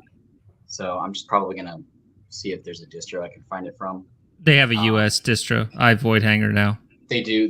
Yeah. Okay, because when it was like in my cart on Bandcamp, it was like, oh yeah, I'm paying like almost $30 for this CD. I don't know if I want to do that today. I haven't listened to it like a ton, but it's definitely a record that like the first time I spun it, I was like, oh yeah, like this is hitting the right way. Like this is a kind of seamless blend for me of like black metal and death metal in a really kind of a grotesque, kind of almost abstracted way. A little bit of thrash. I see the word thrash get thrown around a little bit too regarding it. It's definitely like a pretty relentless listen. I think the album title really kind of fits the music to a T as a sort of descriptor. I know that one of the masterminds behind it is the dude who's in Ulthar. So you also kind of know what you're getting into because of that. Like it definitely hits in the vein that like Ulthar hits in as well. Maybe a bit more on the black metal side than Ulthar is. The drum work on that record is fucking excellent. It's like it's really, really great. So that definitely was like an easy pick for honorable mention. It's probably only like a few weeks away from actually being in my top 5. Just haven't spun it as many times as I want to at this point. Yeah, so much of it is timing at this point. Yeah, it's more timing. It was like, oh, if this was like next week, it might actually have been in my top 5. Next up, we have Stress Angel, which I do have the CD for. This was on Dying Victims. I really, really fucking loved the first one, the one that came out on Stygian Black Hand a couple of years ago. That's a record that just kind of hit in the right place for me. Like I love death thrash, and I love like thrashy death metal. But this has like Stress Angel has like a kind of an autopsy thing going on. At the same time, like kind of a blackened thrash thing, like a little bit like R Noir. Fucking excellent. I'm not quite sure if I like this record as much as I like the first one, but it's kind of more Stress Angel, so it's fucking just kind of good to me. It just wins by virtue of what it is. And I've the number of spins I've given it already, I'm like, yeah, this is definitely show the band. Show the band photo, Lucas. The band photo in here? Yeah, well, yeah, it's nuts, man. He's putting a gun at his this one? bandmate. This one on the back? No, there's one on the inside where he's holding a gun. One on the inside? I haven't even looked. Honestly, I got the CD and I just kind of stick them in my shelf. Like, I've got that disc in my. I don't even know if there's one in the CD. I thought there was one behind the CD. Yeah, no, there's just lyrics inside. That's it. Is there not one on the jewel case behind the CD? Well, like I'm saying, like I'm just working from memory. I don't have. Oh, there we go. Yeah, you're right. Yeah, there you go. What a nice bandmate. Classic bandmate dynamic. That's a band relationship that's built to last, right? Yeah. I just thought that was the weirdest shit, man. When I bought that album, I was like, "What the hell?" That's hilarious. And it's I nice. love that the other guy's got a knife sticker, which is kind of cool. Mm-hmm. So yeah, like I said, I dig it just by virtue of what it is. I don't know if I like it as much as the first one yet, but only time will tell. But yeah, they're definitely both loving it. And then same as James. The Freeway record. It did come out on Dying Victims. Definitely, it's like kind of late 70s, FM format hard rock that just kind of lands for me. I like that kind of stuff. I like a lot of the bands that they're kind of referencing. I hear a little bit of like later, Blue Oyster Cult in it. I hear a little bit of like, some stuff like Wishbone Ash and UFO in it as well. But also, a little bit of proto like new album kind of stuff. It just, the songwriting is excellent. Their previous, everything they've put out up to this point has been pretty much solid gold to me. Like I've enjoyed all of it, from the demo, the Cold Front demo, all the way up to this record. So they have basically been able to do no wrong. And so this sophomore record, this sophomore full length, just also, they're kind of continuing their winning streak. Just good stuff. It's the songwriting that's just quality. Very cool. All right, I'm up. So on the left here, we have Full of Hell. And man, I've always been like a Full of Hell fan, but I feel like this is their best record so far. I do have a physical here. It's Coagulated Bliss. Of course, it's got some awesome Brian Montori artwork here. Which, if you guys recovered from your guys' last meeting. Yeah, if you haven't seen the episode, I highly recommend it. And yes, he's doing just fine. We keep in touch all the time. But yes, killer artwork done by Closed Casket. He goes into a lot of detail about creating it. And in terms of the music, it's only 25 minutes long. You know, they are a grind-esque band, but I feel like there's like industrial in here. There's a little more like variety in terms of speed and groove, which I really like. I love the drummer in Full of Hell. He's also in Jarhead Fertilizer. Let's see. Yeah, I think the biggest thing is like I can actually wrap my head around it, and like the songs kind of stick out a little bit more on this record. So just a really good vibe, and excellent for like going on a run or something. All right. And then the other one is the latest Acetas album. I also have the physical too. Got it from Gage, who's in the band, and he's a friend of yours, Noah. But man, this album's great too, and in a lot of ways, this is a good pairing as well. They're a little more tech oriented maybe than Full of Hell, but like they still are going for that same dissonant kind of spastic energy. And there's a lot of cool production details in this Acetas album. Of course, all the art is amazing, and like they put a shit ton of energy into like all the liner notes. And I'll give another PSA. Whenever I create these slide decks, and you'll see, I put the album artist's name as a credit, right? And like Acetas knows how to put their Bandcamp credits right. They have everything laid out like down to the detail, and it's kind of annoying sometimes. I'm not getting mad at like in any individual band, but like whenever you have the opportunity, credit who mixed your album, who created the album artwork, who even created your logo, like over credit in public places. There's no reason not to. So it is something that I'm kind of getting a little more passionate about, and I'm trying not to be old man yells at cloud, but I feel like as somewhat of like a person who advocates for the art in this scene, it's something worth fighting about, and it's just kind of petty at times. So credit your album artist. Jobs for us. Exactly. Like especially like it hasn't happened to me yet, but I've seen some bands where they announce their new record and they don't even share who the artist is who did the cover. It's a slap in the face. Yeah, that's just like, it's so easy. Just tag. You must have been talking with them over the past couple months to work on the record with each other. Just tag them on the post. It's easy. I feel like I see that the most with like labels, where like labels won't tag the Labels artist. don't You know, bands will, but labels never do. Almost never. I don't want to say never, but you know, yeah. But yeah, two killer albums. That's my soapbox for the moment. But Noah, this is one of my favorite pieces you've done. So really killer work, and the album is awesome. There's not a ton of CDs. They do have a very limited run. So if you want to get one, hop onto Bandcamp and check it out. Highly recommend it. They got vinyl too. You can get it through Total Dissonance or them. But yeah, all right. And then my next, so part of the reason too I want to do the honorable mentions first is I felt like there were just some left field picks that I really enjoyed. All right, so for myself, on the left here we have Billy Strings Live Volume 1. So anyone on the panel, does anyone know who Billy Strings is? No. I feel like that they popped up on my TikTok once or twice. I've heard the name. I've heard the name a bunch of times, but I just hear Billy. I'm like, that's a funny name. Yeah. So Billy Strings is like the biggest name in bluegrass music scene. And like, I'm not a giant bluegrass fan, but I'm telling you, like, this guy knows how to play a damn banjo and the guitar.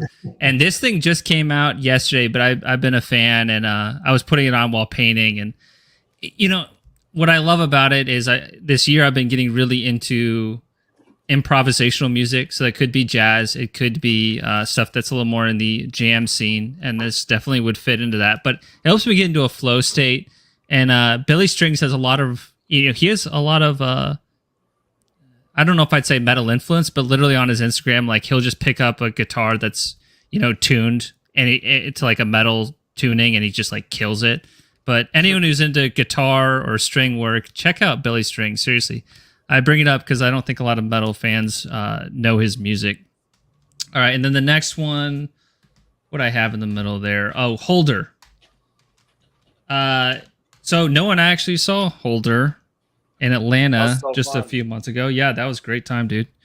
Was that on the Decibel tour? Yeah, it was. Sick Did I lineup. not? Oh, here it is. But yeah, I've kind of slept on black metal this year. It just hasn't been what I've been in the mood for, but this has really hit the spot and I've come back to it a lot. I think the production's amazing. The synth work is really, really nice, and the way it settles into the mix is great. And I just feel like there's like a good sense of like this repeatable melody. Like the song Bows Ablaze is amazing, Versus an Oath. It just like has this triumphant feel. So I feel like this is the best thing Holder's done as of yet. And then the last one, dude, I've just had so much fun with this. The I Am the Intimidator. So it's Dale Earnhardt themed heavy metal music. And the songs Gasoline and Eat My Smoke, dude. They are so good. And like I feel like if I was like thinking about a movie, it would be the music that's playing during like a gym training montage. Like it's so freaking good. So highly recommend this. I think it's just a ton of fun and definitely something that was needed in this year, which has been stressful at times. It'll pair well with a restrictor plate Yeah, truck nuts. Yeah. or some so NASCAR. that I Am the Intimidator, there's going to be like a pro press reissue of that CD. My buddy Brandon, who's in the band Azith, and he's in I think his other band Serpent Riders. He's playing in Drawn and Quartered for a little bit. Brandon Corsair, I don't know if you guys know who he is. Oh yeah, I know. Brandon. He does a label. Yeah, he's reissuing that like on a pro CD. He hit me to that record because we were talking about music, and it turns out the guy who does that band is a late era Poison Idea member, which is fucking sick. So if anyone's Poison Idea fan, I fucking love Poison. Yes, Idea, so absolutely. it's kind of fucking awesome. Brandon, he runs Nameless Grave. Is that right? Nameless Grave. I think I think so. Yeah. Yeah, the new Obscene might be worth checking out. That definitely. I have it on pre-order. I haven't listened to it yet. I just It's out today. Yeah, Oh really? Oh okay. I think so. Yeah. Or- I like. They're always consistently good, so I'm sure that'll make your end list too. Yep. All right, and we have Christian. All right, then we'll wrap up honorable mentions. Okay, so I had to shout it out, dude.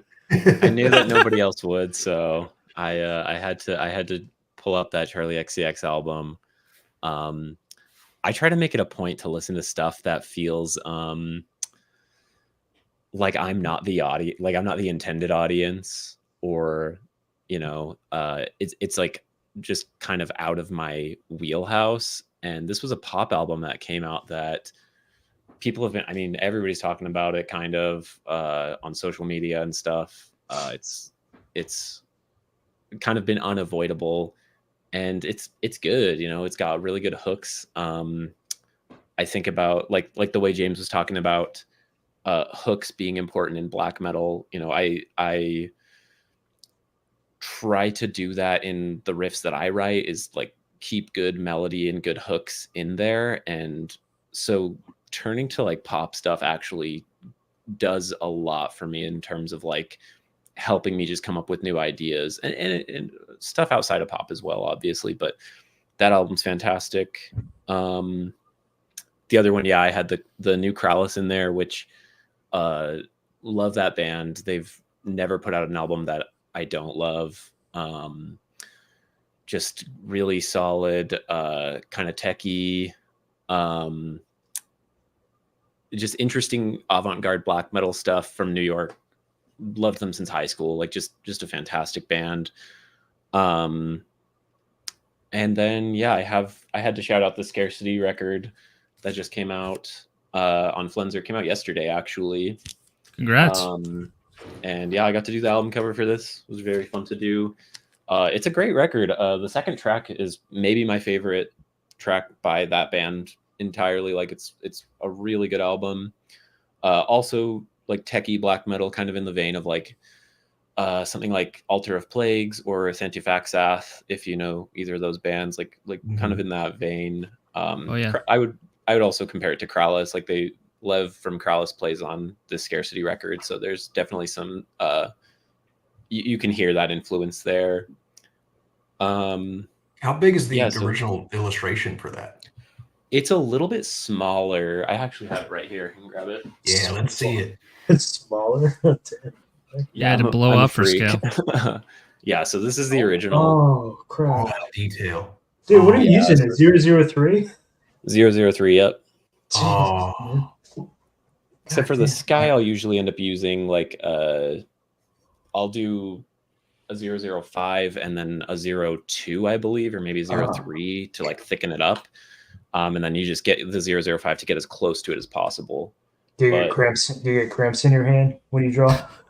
Not really, surprisingly. I worked in screen printing for a while, and I was mostly reclaiming, and that would kill my wrists. I was playing a lot of shows back then too, and so I like slept with wrist braces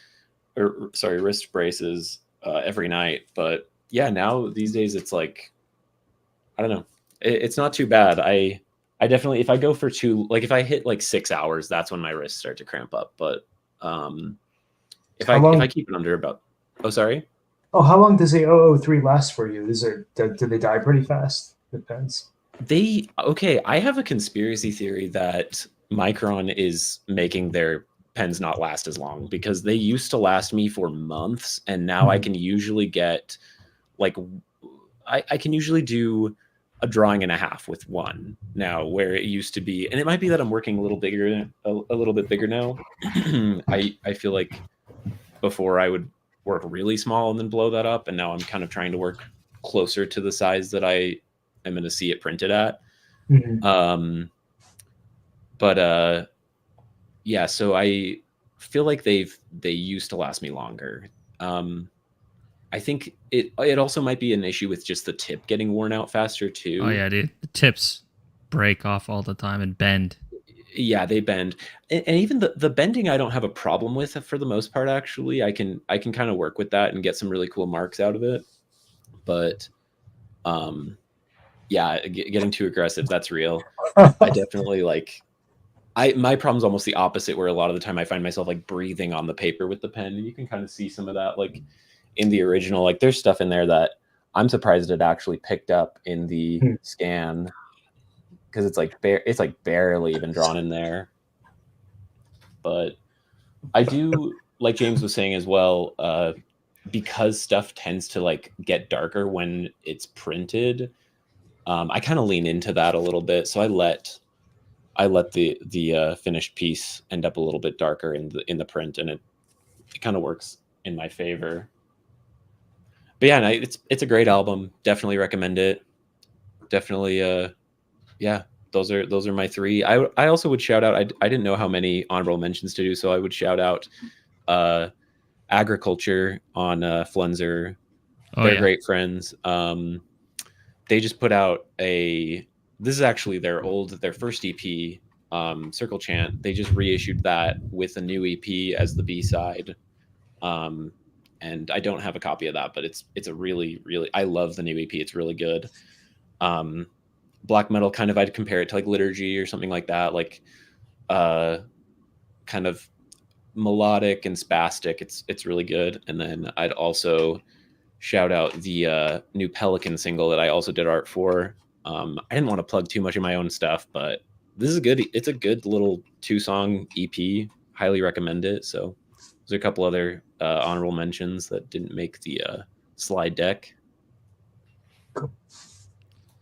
All right, cool. Well, let's get into our top fives, and I'm going to step away for a minute, but Mark, I'll let you take the reins. And what is this? We're just stroking Lucas's ego, aren't we? I know, yeah.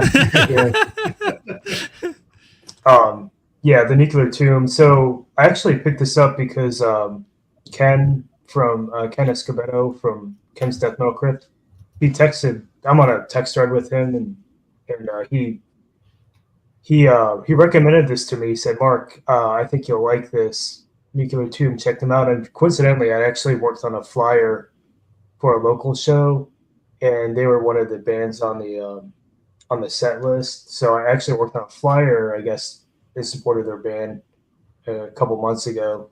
But yeah, Lucas did an amazing cover art. I pulled a couple references aside. I think we talked about this last time we spoke. Kind of gives me this sort of vibe. Oh yeah, that was a real reference for me. Yep. Yeah. So that was cool. Like just visually speaking, but musically, I'm gonna try to break down my comments on these releases by describing the vocal style and the music style separately, because I feel like those two things can kind of make or break a release for me. In terms of vocals, I'd probably liken, they're kind of raspy. I'd probably liken it to something like Creep Mine from Netherlands, some old school death metal. That's more like proggy death, and also Patrick on this album. It's sort of a raspier style. It's not exactly like that, but it's sort of in that Dutch death metal style of singing. Musically, Nuclear Tomb, what really drew me to them, Ken was right. It did resonate with me, so I was very happy he had recommended it. And they have like a death. I would call them probably death thrash, but it's like weirdo death thrash. It's hard for me to kind of gauge what their influences might be. I've heard a lot of people reference Voivod. I never got too much into Voivod. I have some of their stuff, but in terms of like Canadian metal, I probably lean more towards something like Oblivion in terms of a reference for Nuclear Tomb. But I also hear a ton of early Deceased influence in their music. So if you like Luck of the Corpse or 13 Frightened Souls, you might kind of dig some of the riffing on Nuclear Tomb. The Nuclear Tomb actually, I think, has one of the guitarists from Deceased, one of their live guitarists. I don't know if he records in the studio with him or not. He's one of their live musicians. So he plays in Nuclear Tomb. And if I remember correctly, they're Pennsylvania based. Is that right, Lucas? Are they from Pennsylvania? Or are they Baltimore? I can't remember. They're from Baltimore. Baltimore? Yeah. So that when I ordered the CD, it came from West Virginia. So I think one of their members must live there. Also, a couple other things I wanted to mention in terms of reference. I would say like there's a small hint of like New Jersey style death metal in their riffing, and also like Syndrome came to mind when I was listening to it. I think they're Illinois based. And then there's sort of this overarching kind of punkish kind of feel to their stuff. Kind of reminded me a little bit of Children of Technology from Italy. But yeah, so that's all I have on them. In terms of track listing, I think track 3, Fatal Visions, is probably my favorite tune on the album. It's a very, very diverse sounding release in terms of riffage and tempos and stuff like that. It doesn't really. It's not like an album that sits still or gets stagnant. It's very, very action oriented release. Highly recommend it if you want something a little bit different. Like I said, I tend to go for something that sounds new to me or sounds fresh to me, and that's definitely a band worth exploring if you like very, very listenable semi-tech death thrash. I'm sold. Like I haven't heard this record yet, especially hearing like, oh, early Deceased. Like, oh, okay. Yeah, if you like Sovereign or anything in that realm, that's sort of I think you might find some of it appealing. Mark, I'll PayPal you your marketing fee later, okay? Yeah. How many props do you have there, Mark? Like, this is the first pick, and you're like a magician over there, just pulling stuff out. When I hear stuff, I feel like part of the draw of music for me is, and I'm sure a lot of you feel the same way, is you connect it to something you've heard before. And so that's what I'm trying to do. And don't get me wrong. All these bands I'm talking about, they stand on their own as an individual band. All the bands I picked sound extremely unique, and a lot like nothing I haven't heard before. But I'm like stretching to find things that seem familiar to me, and so that's why I pulled some stuff aside and kind of illustrate. It's helpful. Yeah, just to illustrate what you might be getting into when you explore one of these albums. Totally. All right, James. All right. Yeah, the new Mind's Eye record, like it kind of like came out of nowhere for me because I think I saw somebody just like share it. I think Taylor Young did the production for it. I think he shared it in one of his stories, and I always love his uh, production on a lot of like hardcore and death metal records. But with this, it's very much like hardcore based out of, I want to say Colorado. I might be wrong, but it's very groovy. Very much something where like there's different kind of almost hip hop type elements to it without being directly that, but it's also like extremely heavy. It's got a lot of like really catchy guitar work that's really just got in my head after a while. And I just, with a lot of these picks, they're records that I just go back to the past 6 months where I just, let me put that on again. That was a lot of fun to just put on and listen to for a while. And that just had so many songs that just kept getting like stuck in my head over and over again. It's not also like a style that I immediately seek out. Like I definitely been listening to more hardcore records recently, but stuff that's even a little more dialed back and kind of groovy. It's almost like something I could totally see it. I guess to try to sell it, like I could see that music being played in the background while you're playing Tony Hawk Pro Skater, like that. Those sort of tunes that's would like be a great pairing of if you like skate culture, or if you even moderately like some sort of hip hop crossover with hardcore music. Not to sell it as directly hip hop sounding, but I can definitely see, like, if you give it a listen, you'll hear bits of that where it's like those people, the folks that wrote all those tunes definitely listened to a mix of old school hardcore and punk, but also like Beastie Boys. So like it's a fun listen, and I love the cover so much, and I love that I can see like the brush strokes, how they did everything, and so much of it is like well blocked out elements that are very easily definable, which I always find like a little hard, just because I want to put like so much detail into everything that sometimes like it gets distracting, and sometimes all you need is just like those vines to be like two different shades of green, two different strokes, and them to just pop off from the colors behind them, and you're good. So I admire like this kind of style that's very intentionally not realistic and flat all over the place. And it's more about like the stylization and the different readable elements in it than it is about any sort of like technical show-offiness. Now, highly recommended giving it a listen. Does it sound a little like Madball? Because they're kind of hip hop influenced, Yeah. in terms of historical. If you like Madball, you'll like this record. But this definitely has just a lot of more fun guitar playfulness, I'd say. Cool. Yeah, I love Mind Force too, in terms of like kind of like hardcore metal crossover. Yeah, if you dig Mind Force, you'll probably dig this record as well. Very nice.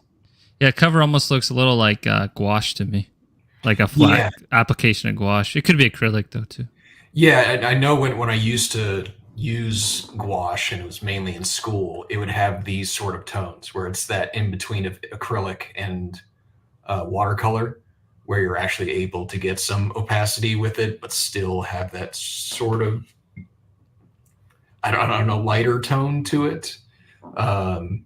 I don't know. I'm just now starting to play with acrylics again, and it's kind of. Oh, yeah, that was cool to see, man. I saw that in your stories. Yeah, no, it's I want to paint more because I'm not sick of doing digital because it pays the bills and it gets things done fast. But like picking up a brush and canvas again, it's just felt like very invigorating. It's like scary but also like all the natural textures that you get with it and the limitations of it like feel very exciting in a way that digital isn't, because you're basically able to do whatever you want. It's just up to your skills. Yeah, But totally. yeah, that's my pick. Sick. All right, Noah.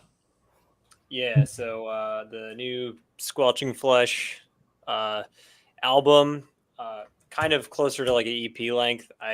It's got like 9 tracks on it, but it's I think it's under 20 minutes. I don't know, this one I found out about it just because I saw the cover, as I do with a lot of stuff. And I just like anatomy and I like portraiture and stuff like that. So, you know, if you have I just weird thing. I always love side profile portraiture the most of anything. I don't know why. That's always just been like my favorite pose. So I checked that out, and I don't know. It just has this really. People have said it's like gore grindy, but I think it's. I don't know if it quite is. I think there's kind of a different vibe to it that I don't really know how to pin down. It does have a lot of really like catchy, groovy elements to it. Like there's a song on it called All Day. Yeah, track 5. And I don't know. It just has this like, I don't know. I personally, like, I'm always just into anything that's catchy, and it's extremely catchy. It's got Will Smith on it as well. Who, assuming Afterbirth. Yeah. So a lot of tracks are featuring him. So I don't really know how that all. Yeah, I got this from Lifeless Chasm. I got this along with, I hadn't gotten the Nithing album from last year yet, so I picked that up with this. And yeah, I don't know. It's just one of those that I wind up like endlessly looping, and it's really like, it's like very icky sounding, but at the same time, it just has this really catchy groove that you can't shake off. It's a great thing to time things with, because when I wind up looping albums, I'll be able to tell how much time has passed when, you know, like a 15-minute album has sorry. Might have to get my cat there in a sec. Yeah, No he likes to climb the tapestry, and I have to stop him. So, but yeah, no, I would definitely recommend checking this one out, Squelching Flesh. Also just a great band name as well. That's one of the things that caught me. That's such a good name. It sounds squelchy, that's for sure. But it's, I don't know, I don't want to call it like simple, but it is like a lot of the it's not super like complicated stuff, but it's like just enough to where, I don't know, it's weird. If it wasn't heavy, you'd think it has kind of almost bluesy rhythms sometimes in it, that I really like. So again, you know, if it's catchy, I'm gonna listen to it, and it's very catchy. So I'd check it out. Oh yeah, I've kind of slept on that one. And in terms of the album artist, Chebikov, I think he did the last Corpsest album as well, out on Dark Descent. I love that cover. Really good artist.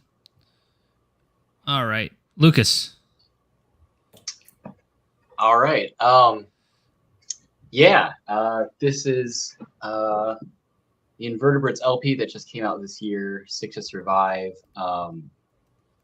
I think it came out on Beach Impediment Records. The artist who did the cover for the album is actually the singer for the band. And this is actually, I think, my top pick. I think I kind of numbered them backwards. I thought we were going to go through them in order. This is actually my top pick for the year so far. That's okay. No big deal. Yeah, this record is just like kind of everything I love about American like hardcore punk from like the last like 40 years. Like they kind of pull everything together that I like about particularly the like hardcore punk bands from the early 80s. So, and it's like seamless. It's like with a lot of bands, you can kind of hear, you know, their specific influence that they're aping kind of more than anything else. And then maybe what they bring to the table is different. And with Invertebrates, what I love about them is it's like, I can hear a little bit of, like, I can hear some DC and Boston. I can hear some Midwest hardcore. I can hear like West Coast hardcore punk. And it's all kind of seamless. Like I could hear some Poison Idea. I could hear some Wasted Youth. I can hear Zero Boys. I can hear a little SSD. I can hear a little Minor Threat. and maybe even some European bands like BGK, but it's like so seamless, and this record just like fucking blazes by. I mean, it's 10 songs. It probably is 15 minutes long. There's not like Perfect. there's For not that a filler genre? track on it. There's a couple of like turnarounds, just like punky ass turnarounds in the record that just make me want to like run through my house with a baseball bat and smash everything I own. You know, they make me just want to like kick the door to my house down and like run outside and mosh my neighbors into fucking steaming paste. You know, it's just like a fast fucking record, and it's there's nothing metallic about it. The production is like very, very bright guitars, very, very organic sounding drums. It's a punk record, but it's you know, like American hardcore punk. It's just punk sped way the fuck up. And yeah, so I've been listening to that probably more than anything else this year. I just keep wanting, like, as soon as it's done, I like want to listen to it again. It's like one of those records. I have not gotten sick of it. There's like, it's one of those records that I immediately sit down and try to figure out the songs on guitar because they're like sticking in my head so much. So yeah, I had other things I wanted to say to intro this with like some of my other picks. So I'll kind of hold off, but this, I kind of thinking already, like I might be calling it already. Like if nothing comes out this year that like swings for the fences as hard as this one does, this might still end up being my top record of the year. Like I had that kind of thing last year with that Century record. I don't know if you guys listened to Century. Oh, yeah, that was great. When Conquest for Time dropped, because I love their fucking demo. When Conquest for Time dropped, I was like, this is my favorite album this year. I don't even care what else comes out. This is going to be my favorite album this year. And it was. This one, I had the same exact feeling. I'm like, I don't think I'm going to like anything as much as this. I can already kind of tell. So yeah, I don't have a lot at this point to say about the cover. I think the cover is pretty standard kind of what you get from like the punk side of hardcore punk. I had a little bit more I wanted to say with some of the other records that I chose, but this kind of fits into what I see as like if we're looking at like an aesthetic alignment for like hardcore, especially early American hardcore punk, and then like European and Japanese hardcore punk, etc. Like an alignment with outsider art is definitely kind of evident in the art style. Like if you look at it, it's actually a pretty well composed piece, and I actually love how it's like how it fits in with the way they kind of design the cover. It's just kind of interesting looking, but it also has a real kind of, to me, it has a real kind of outsider art kind of vibe to it. It's a little bit of a collage aesthetic, even though it looks like it might have all been done by hand and ink. Yeah, so I have a little bit more to say when I get to some of the other records, but yeah, I live for this shit. Like I fucking, this is the kind of like band I always play in. So like I fucking love this shit. And this is like the best version of that to come out this year. So like fuck yeah, I will try not to smash everything I own with the baseball bat because of this record, but can't promise anything. Smash a little bit, just a little. Smash some of my stuff. I'll make a pile of like things I can do without. Just, Lucas, would it be helpful if you did two at a time instead of one? It's no big deal. It's no big deal. It doesn't matter. Okay, It's chill. Just keep it chill. Just keep it chill. I'm just trying to be sensitive to your morning. All right, let's see. We got. Oh, I'm up. Okay, Inter Arma, New Heaven. I've always been a big Inter Arma fan. I just feel like they have this kind of like ritualistic tribal drumming style that then coincides with like genre bending type of aspects. You just never know exactly what you're gonna get with Inter Arma, and this album kicks off with like almost like a Gore Guts Obscura type riff, and it almost feels like Portal at first. Sorry, I'm trying to click my solo thing, but the live thing's in the way. My God, it's driving me nuts. All right, I'll just talk from here. But TJ, he's the drummer. I feel like he's not playing to a click, but he can hold it all together super well. Like he can swing kind of like, fast or slow based on whatever the vibe is. So like there's this emotional pull to like how he's playing the drums. And I feel like in a lot of ways, TJ, it feels like he's the leader in the, composing of the music, which is very cool. I always find drum-led bands very unique. Let's see what else I put. I haven't seen them live, but I've heard that they can like incorporate that spiritual almost aspect of like ascending dynamically, going from really soft to just really loud, and you see these new plateaus of loudness as they get bigger and bigger. It's kind of like seeing Swans live, which is pretty cool. Mhm. And the second half of the album, that's when some clean vocals start to get incorporated. And it's very cinematic. I almost feel like a movie like Mandy. I would love to see Inner Arma like create a score for like a movie like that. Beyond that, just if you haven't checked it out, amazing musicians. Inner Arma like knows when to put on the tension and let it off like no other band, in my opinion, or few other bands. And I think this is an excellent album. Anybody check this one out? I checked out part of it. I think Yeah, I like, remember like starting it and feeling like, oh, I need to dedicate like my attention to this. Like There's- it seemed like a lot, like very, very dense, but very creative. I just didn't get through the whole thing. So I'd love to get back into it. Yeah, I haven't listened to it more than a couple times, but there's that one track like in the middle. So I don't know what track it is, but there's that one track in the middle. It's like, it is one of the clean vocal tracks, but it's like that long crescendo that builds up. Do you know what I'm talking about, Lee? The children, Yeah. the bombs that one. overlooked. Yeah, that's a highlight Yeah. for sure. That's one where I was like, I feel like, because I had never really deep dived into this band, but I had seen a lot of people talking about it, so I think I had checked out a couple of their previous albums here and there, but that was the track where I was like, oh, this is great. This is something else. Yeah, I heard part of it. Somebody recommended it to me, and I checked out part of it, and I liked what I heard musically. The only thing that was a turnoff for me was that it sounded too polished. I wish it sounded shittier. I think I would have liked it, been like more appealing to me if it had like not. I could see that based on my understanding of your taste. It's good. I mean, the musicianship's really good. I didn't get a chance to listen to it fully. I only checked out parts of some of the tracks. All right, Christian. Yeah, this is Iron Firmament, self-titled.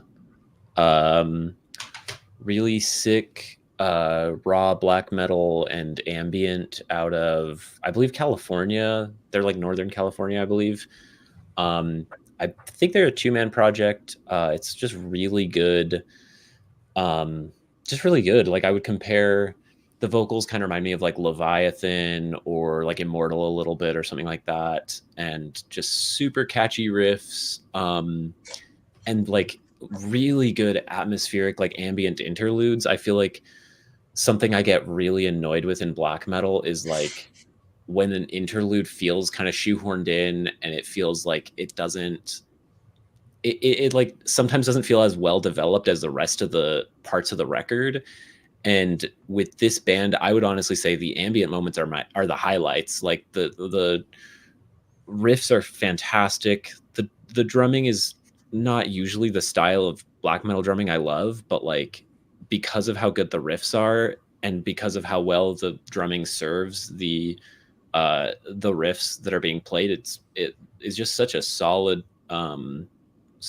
piece. I didn't give Lee like a list of like what order my albums were in because I just kind of was like, they're all good, but this one might be my favorite this year. Like it's really good. If you're into like raw black metal kind of stuff, yeah, definitely. Like there's moments that feel, I wouldn't even know what to compare it to because the ambient moments are they're so singular. Like I'd almost compare it to like the Lurker of Chalice type stuff maybe, but it's so good. Yeah. Iron Firmament. And like this label too has been putting out really consistently. Like I think this band's already put out another release since this one that's as good, maybe better. I don't know. They just keep churning stuff out. The label is called Weir Guild, I believe, and they've put out probably 6 albums this year that are all like really good black metal. So Yeah, definitely worth checking out. I wish I knew who the album artist is. They're black metal, so they don't even credit themselves. Like it's Oh yeah, dude. I went on a 10-minute It's a hunt. sick design. Oh yeah, no, I've looked too. I bought the shirt of it too because I love this image. I think it's really cool. But yeah, I had no idea. I know like their last album. I'm pretty sure it's like an Arthur Rackham. I have it. I'm pretty sure it's because they just put out this cool little box set with the four releases that they have, and the newest one. I want to say it's like Howard Pyle or Arthur Rackham or somebody like that, like Golden Age illustration type stuff. Wait, hold on. I was answering a chat. There There you go. Oh yeah, that's cool. So Yeah. like I can't remember what this one's called. It's like Draconic something. It's so badass. It's really good. Yeah, like they haven't done this one too. Like check it all out. It's all really good, and they're all pretty short too. Like they don't overstay their welcome, and similar to like what Lucas was saying about his pick there, where it's like as soon as it's over, I just want to put it back on again and like spin it again because it's just really like it has a lot of depth to it that I don't see a lot of bands in black metal right now with that level of like conviction that are, this prolific simultaneously. It's like usually when you see a band putting out this much material, you kind of expect the quality to be so, but it's all on point. Like it's all really solid. So yeah, highly recommend. Hell yeah. All right, Mark. All right. Let's see if I grab my notes. I wasn't sure which order you're gonna go in. I apologize. I don't want to be too lengthy. Wait, we're in the shirt too, aren't you? Yeah. You're fully repping. I am. Yeah. So this one I happened upon randomly on YouTube. I guess the algorithm said, "Hey, dipshit, you might like this." So what caught my eye was the album cover artwork.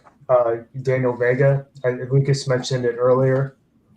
Daniel Vega, check his stuff out if you can. I apologize. I don't know what his Instagram handle is. Off top, it's like Codex something rather. Codex Obscurum. I can't remember. But anyway, his stuff. If you have a chance to check out his artwork, it's really incredibly disturbing and sort of sci-fi-esque. This album, when it showed up, I clicked on it on YouTube because obviously the album cover art really caught my eye. And in the first riff, I think I listened to for like 20 seconds maybe, and I was like, yeah, I'm gonna order this. I have to order it right now. And it was I Voidhanger put it out, an Italian label, and I have a lot of I Voidhanger releases already.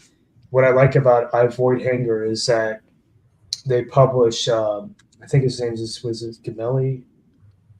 I apologize. I can't remember the label owner's name. I think it's Francesco or yeah. He Gamelli. does all the layouts for his releases most of the time.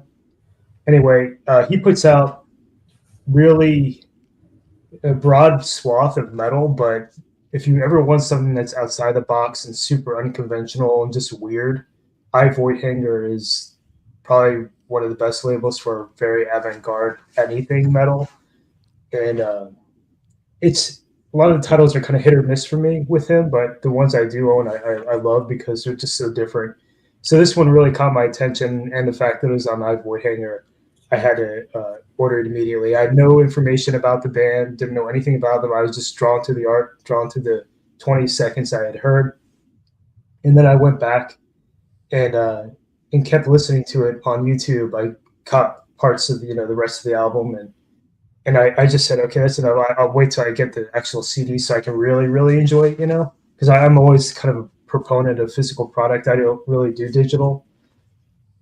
Anyway, I was surprised because I found out that the person behind the band, Lucas, you already mentioned, is Shelby from Ulthar. And I was going through my collection and I found, man, this dude, I have like have a ton of stuff that he's been on: Extremity, Vastum, Ulthar, and then this is in my pile. I haven't listened to it yet. It's a Human Corpse Abuse from Extremely Rotten Productions, and that's another one of Shelby's projects. And I also found this in my collection. It's not Skied. I'm not sure if I'm saying that right. It's a title from Transylvanian Recordings. And I must have picked this up probably about 4 or 5 years ago, maybe 4 years ago. And this is actually the precursor to Thanatotherion. So it's essentially the same band, but you can really hear the template for the project on this recording. But here, Shelby's taking it to another level. I mean, it's hard to really draw a comparison because it's so unique sounding, and I tend to be very particular about black metal, my taste in black metal. So I'm kind of all over the map when it comes to my preferences. But this one really resonated with me. And I have a couple notes here. Bear with me 1 second. In terms of trying to draw a comparison, I think one of the first things I noticed is that vocally, they sound a lot like the old Polish black metal band Mastafall. And I actually really like this. It's a collection of old recordings from the band. I really like this a lot. So that kind of drew me in at first, was a reference to Mastafall. But musically, it's just really, really intense. You kind of get some weirdo riffing like you would hear from Suffering Hour a little bit. Also, I don't know if any of you remember a band called Death Fortress. They're, I think, Pennsylvania based. Yeah, Death Fortress is like a favorite. I love that project. Yeah, it's got that intensity of when you think of like black metal and death metal merging together, it's kind of like the perfect recipe. And I feel like Thanatotherion does the same thing, where they strike that balance of it's predominantly black metal, but there's enough death metal reference to keep me interested, because I tend to gravitate more and more of a death metal fan than black metal. But speaking of black metal, Force of Impaled, it's an old band, American black metal band. It's probably like mid-90s, I think. Kind of reminds me of that too, in that it has that ability to mesh those two genres in such a way that doesn't sound super redundant. So those are some of the bands I'd probably compare it to. Like I said, vocally more Mastafall, but musically it's just like a relentless assault. It's just really fast for the most part, but they have these Shelby's created these soundscapes. So two of the tracks are just like dark, essentially dark ambient, like synth based kind of tunes, where they're almost like the perfect resting point on the album. So usually when I hear this kind of stuff, I tend to skip through it. But in this case, I actually find myself listening to the ambient parts. I feel like they fit the album perfectly. They're part of the album. So it rides a great line between black metal and death metal, but there's sort of like this overarching anti-human element to it. And I was able to make contact with Shelby because I was kind of surprised. I found out he's living probably about 45 minutes away from where I live. So he's based in Virginia now. And I was able to get more information about sort of the background of the album, because I clearly have a lot of music that he's worked on in the past, but nothing kind of hit me the way that this Thanatotherion hits me. And I wanted to know, what was your influence? He was I don't want to reveal too many details, but he was basically having some health issues, some very serious health issues. And during that time period is when he fabricated this album. And you can kind of hear the sort of indifference. I think when you're sick, you tend to feel very indifferent to the people who are around you, living around you, doing the mundane things that people do every day, and you're trapped suffering. I feel like this album really does a great job of echoing that mental state he was probably in during the time period of writing this album. So huge kudos to him for having the wherewithal to even bring himself to to be creative, because I feel like when you're in a situation like that, I think it'd be easy to fall into a depression or something like that. But he actually took his condition, his illness, and turned it into a work of art, essentially. So I thought that was an interesting little backstory to the recording. One thing to note also about the album is that and I apologize because I'm going on a tangent on this one. It's probably one of my favorites so far this year. There's an overarching layer of atmosphere to the album, because there's sort of like this ominous synth that runs through most of the tracks, and it's sort of like the backbone of each song. So it has sort of this unsettling, haunting atmosphere to the entire recording. But I could go on and on about this thing, you guys. Everything about this just hits the mark. If you want something violent as fuck that's just relentless and also catchy and interesting and different, I highly recommend checking it out. Obviously, some of you already have. I need to pick that up, man. I listened to it after talking with you a couple weeks back, but I haven't pulled the trigger on buying it. But it's really, really amazing. Very intense. Dude, I need to raid your vault, Mark. I got a lot of stuff, man. The problem is I don't have anything organized either, so it takes me forever to find all my references. I'm like, it sounds like this, and then I gotta go looking through everything to find what I'm. I know at the end you got to reveal what is on that desk, dude. Yeah, I want to see the other side of this cam. The wall stuff. No, I'll definitely have to check it out. Now that multiple people have recommended it. Yeah, man, my next pick is the new Crypt Sermon. I already really liked these guys, and I'd been following them. And this album, I feel like, is probably their best stuff, or at least my favorite of their stuff. I'm not usually like a Doom guy, just because I tend to get like a little impatient with Doom sometimes. Like I kind of want it to like make a different statement after a while, after it's just been sitting on something for a little bit. But with this, like, it's such a mix. I guess it's called like epic Doom, to where it's got like mixtures of like traditional heavy metal elements mixed with Doom, to where it has that kind of like heavy bigness, but it's got tons of like righteous vocal melodies and guitar. I mean this in the best way, wankery. That it keeps things interesting and fun, and it feels like the guitar melodies live up to the bigness of some of the more like pummeling, crushing, percussive elements. And just it's all like, it's a concept album too. It's got a lot of interesting lyrics that have that sort of approach that like traditional heavy metal would, where it like in some contexts might come off cheesy, but they tell a story well enough to where it feels like it's appropriate for the subject matter. Some of it dealing with like biblical themes, some of it dealing with like mythology, folklore stuff, but and it's also got that right balance that I feel like some bands that dabble in the traditional heavy metal stuff like sometimes can't quite balance, which is like getting a good vocalist is sometimes a toss-up with those bands, but this guy just like knows how to soar but also have like grit. There's so many of those bands that I feel like are just trying to be like Bruce Dickinson, and they just end up sounding like lesser copies of it. But this guy's got his own thing to where I feel like, you know, if you like Candlemass, maybe like it's almost like a mix of that and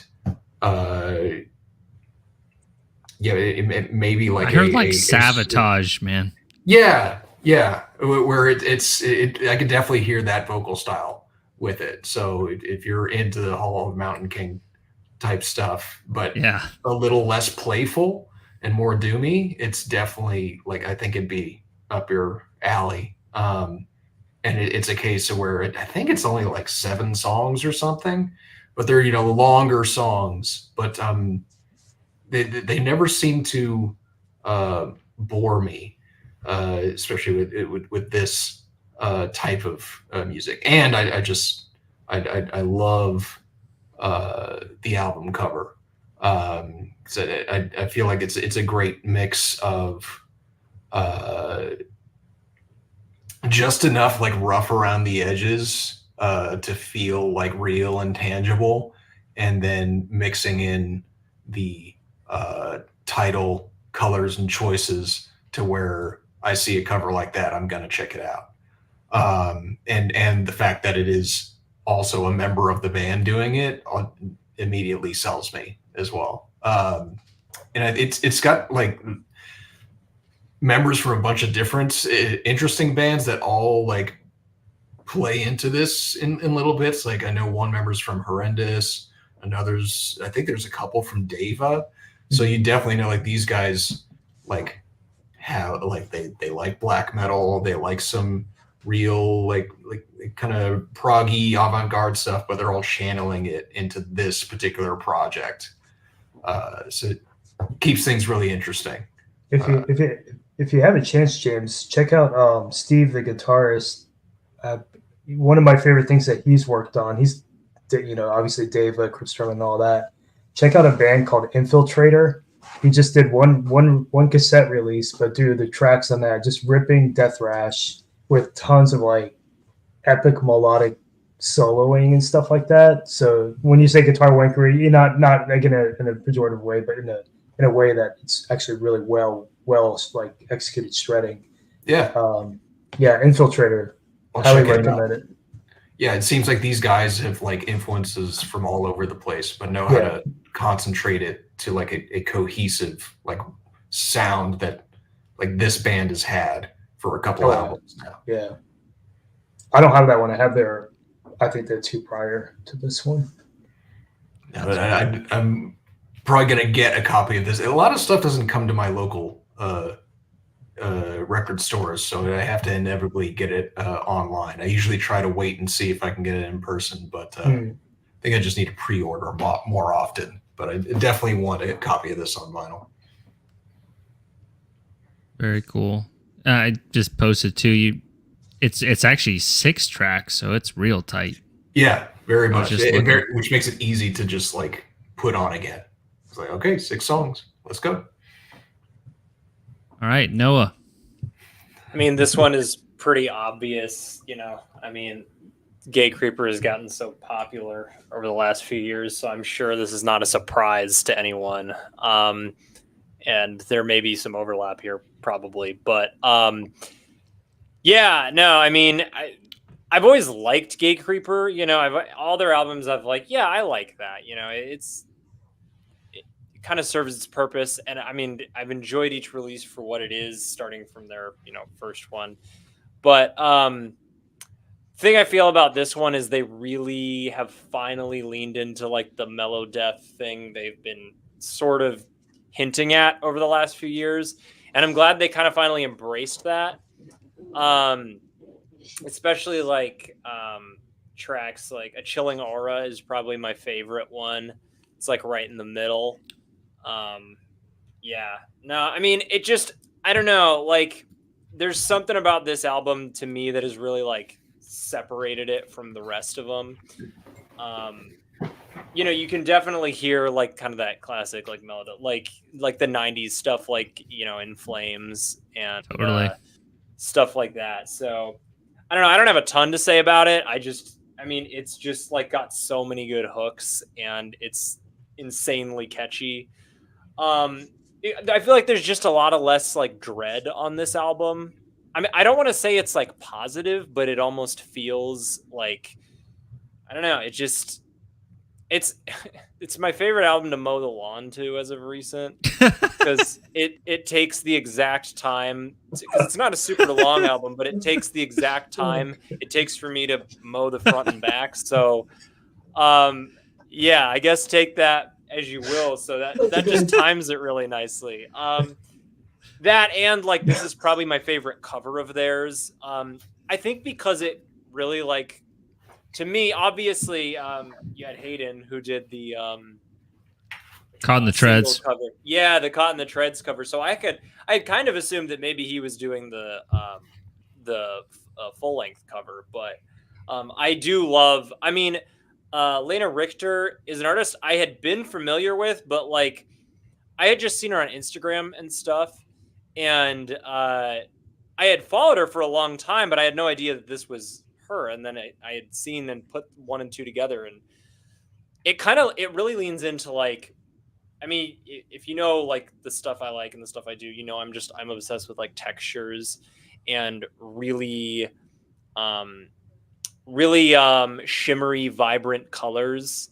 So this obviously with kind of this I'm assuming Arizona scape that kind of harkens to like almost classic surrealism, you know, like the original school of surrealists, where it's playing a lot more on like, to me, like I see that stuff like the glass shattering into the sky, kind of the way that you always like combine two elements that wouldn't necessarily be together. And I've always kind of liked that, but yeah, and to me it's just like the colors on this album are incredible, especially like bright greens and like that lavender color is something you don't often see. I mean, it's kind of similar color scheme to Deserted, but I don't know. It almost has that like shimmery effect, like an old wine bottle or something like that. And that's something I really, I don't know. I could stare at this cover forever. And there's a big old spider popping out, so like that's cool. Have you seen her? She did a cover for a really good German band called Erzfeind, and she did a cover for that. That's so good. I love that art. Yep, I have an Erzfeind sticker on my stereo. Karmazid does a bunch of Karmazid does a bunch of stuff with them as well, right? Mm-hmm. Yeah, no, and his stuff's always amazing. Like his typography is just, I don't know. He's one of my favorite. Like when it comes to like logo design, he's one of my favorites just because it feels so effortless and free. And you know, whenever I see his stuff, I'm always like, well, you know, it's kind of something to strive for, where it's not, you know, worry a little less about the extreme tightness of things and loosen up a bit. Oh, he's got such a good hand. He's the living Harry Clark right now. Like, yeah, he's got the pen and ink stuff on lock. He's so good. And it's the bummer about this too is like, because I got the tape, and I don't think they have it on the tape. But no, they don't have it on the tape. But the track list that they did, that looks so good. Yeah, it's just, oh man. Anytime, I always love when there's like a fully hand lettered track list. Just as like a graphic design element in addition, and it paired so nicely with the artwork too. I don't know. I mean, there's not much to say about this album just because it's a banger start to finish, and it's so insanely catchy, and it's just got so many good melodies on it. And yeah, I don't know. It's awesome. And it's my favorite that they've put out so far. So it's always cool to see a band like best themselves like that, in my opinion, at least. Is it Kurt Ballou did production? I'm trying to remember, but the if you compare it to Desert in terms of the sound, it's much better. It's very clear, but still has that chainsaw guitar sound. Yeah, like they fine-tuned everything. Yeah, and I honestly like, there was that really long track because they did their last album, like the Unexpected Reality, was almost more of like a grind album, and I thought that was kind of a cool departure for them. But it was like all those fast, really short songs, and then on the other side, it was that one really long, like epic melodic track. And this album feels like that Emptiness. I think it's called Emptiness. It feels like that track, which is why I was like, well, a whole album that sounds like that, I'm, into. Yeah. Sweet. It's about all I got on that. No, it's all good. I'm keeping an eye on the time too. Let's see. All right, Lucas. Mortal Wound. Yeah. Mortal Wound. Oh. I mean, that album title, first of all. Can you fuck that album title? The world. I mean, holy shit. Yeah, everything about this record kind of grabbed me. I mean, first of all, their demo from Maggot Stomp was, for me, one of the standout demos that Maggot Stomp put out. I mean, even in that run of great demos they had in 2018, that's the one that really, really stood out for me. And I think they deliver on the promise of that demo. I mean, it took a while to get this record out, but it's kind of worth the wait. It's got all the kind of 90s death metal fucking crunch that you don't hear a lot of anymore. I mean, there's a little bit of, I guess, Florida. I mean, you definitely hear some Cannibal Corpse, some like Suffocation a little bit, but I also hear like Sinister, you know, so that like really, really crunchy, kind of relentless death metal approach that some of those 90s bands have. It's got maybe a little more, you know, refined in the last 20 years, but this band sort of takes it back to that kind of brute simplicity a little bit. And there's some funny things about this record that just make it stand out. I mean, there's all those like kind of like little interludes that are made up of various samples from different movies, which to me it's like a throwback to like old like late 90s and early 2000s grindcore. Like that's what those bands did a lot of, was like lots and lots of samples between songs. It kind of comes across that way. The weird like Vietnam theme is like now that could be read in a whole bunch of ways politically right now, but it's just such a funny choice too. Like when you think about it, it's clearly like a deliberate choice, but to have like a Vietnam themed death metal album in 2024 is kind of funky. Like it's another thing that gives the album a really kind of unique flavor. And then of course we have like the Karina Monzon like cover artwork for it. I mean, her stuff is like so unique, such an interesting and kind of colorful and just odd like approach to death metal album covers. I'm always like super like gratified at how her style has been like embraced by so many bands. Like it's just nothing that anyone does looks like this. Like it's fucking sick. And like the fact that they kind of had the guts to like put at least the CD version I have, they don't have their logo on the cover. It's just her artwork. And you also don't see a lot of that anymore. Yeah. I certainly have never done a record where a band hasn't slapped their logo on my artwork. You know what I mean? Like I love that they had they said, we could also just let it breathe like on the record. There was probably, I think there was like a sticker on the packaging, but like the CD itself, there's no logo on it. That's really, really awesome.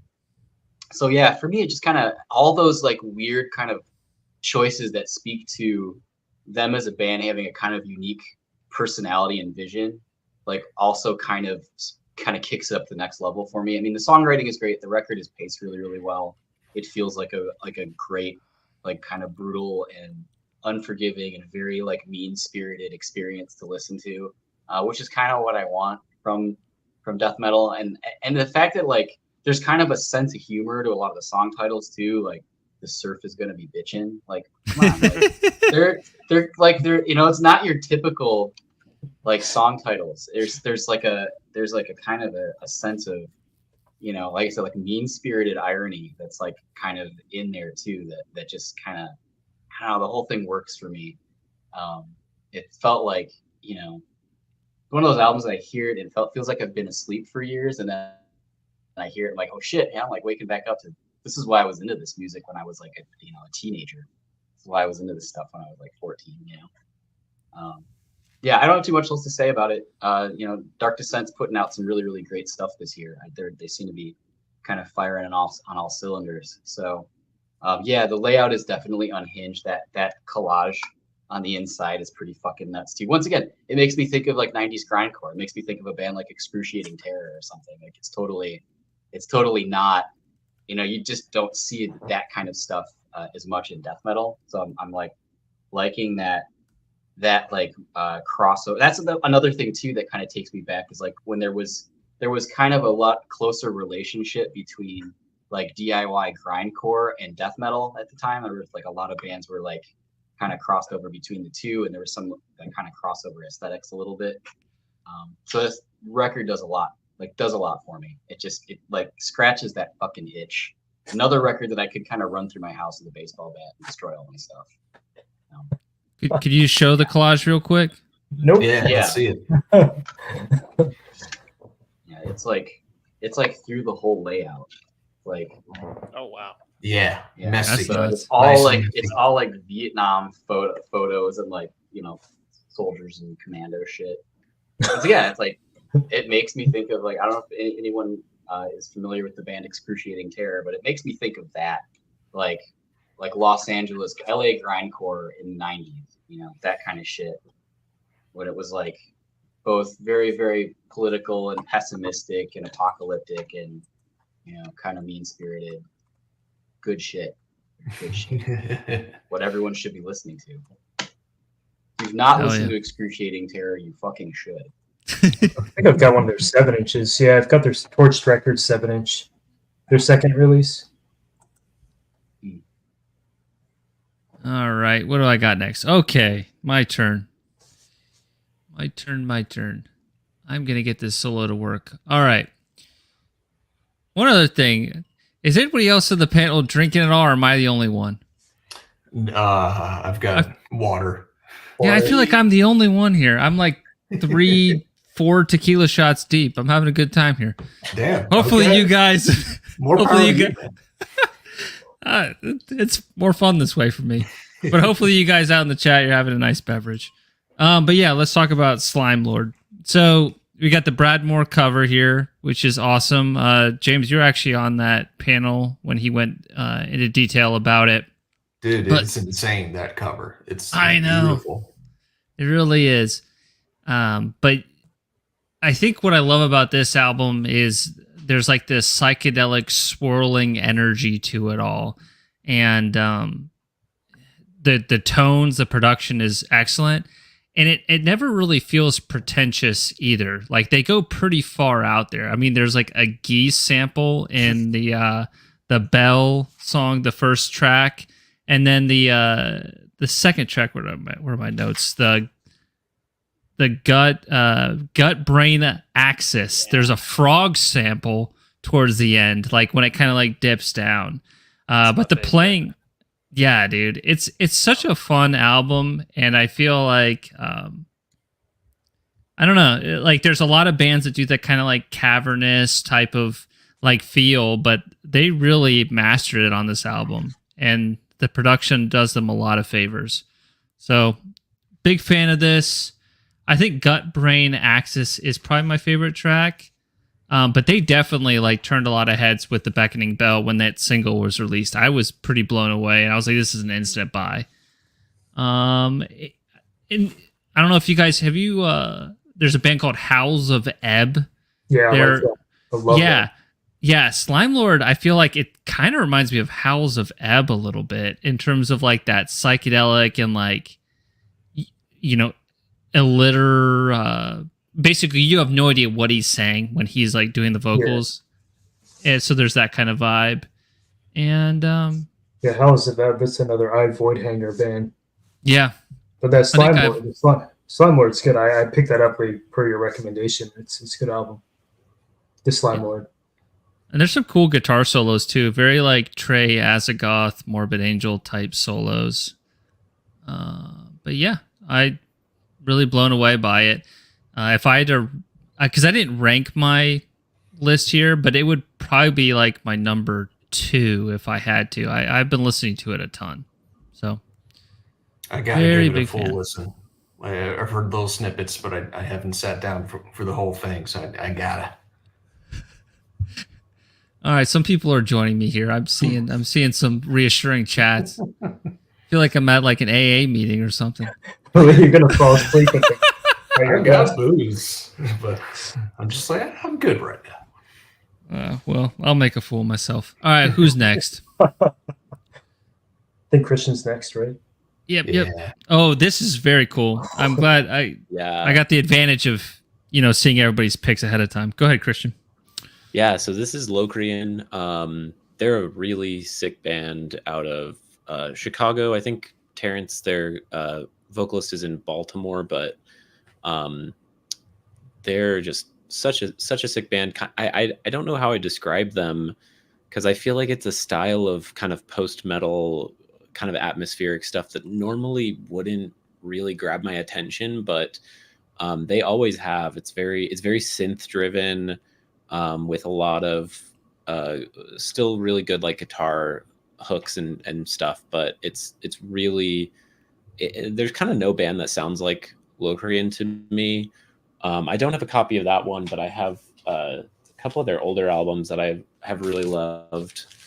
I got into them right after this came out. It's called The Clearing and the Final Epic, which just a beautiful album cover.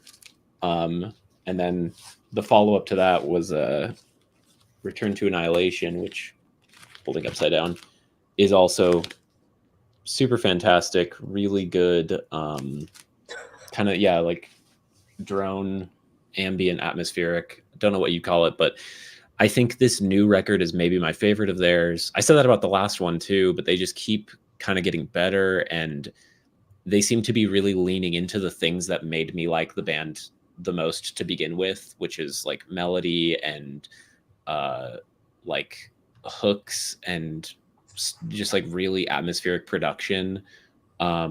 They really nail it.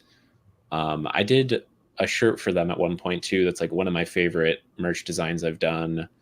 They do a lot of stuff about like climate change is kind of a big central theme in their music, and I think it's still there in this one. It's fantastic. I don't know what else to say about it. They're a really good band. Check this out if you get the chance to. It's End Terrain by Locrian. What's the label? Who put it out? I think this was Profound Lore. Oh, Profound Lore. Okay, Canada. All right.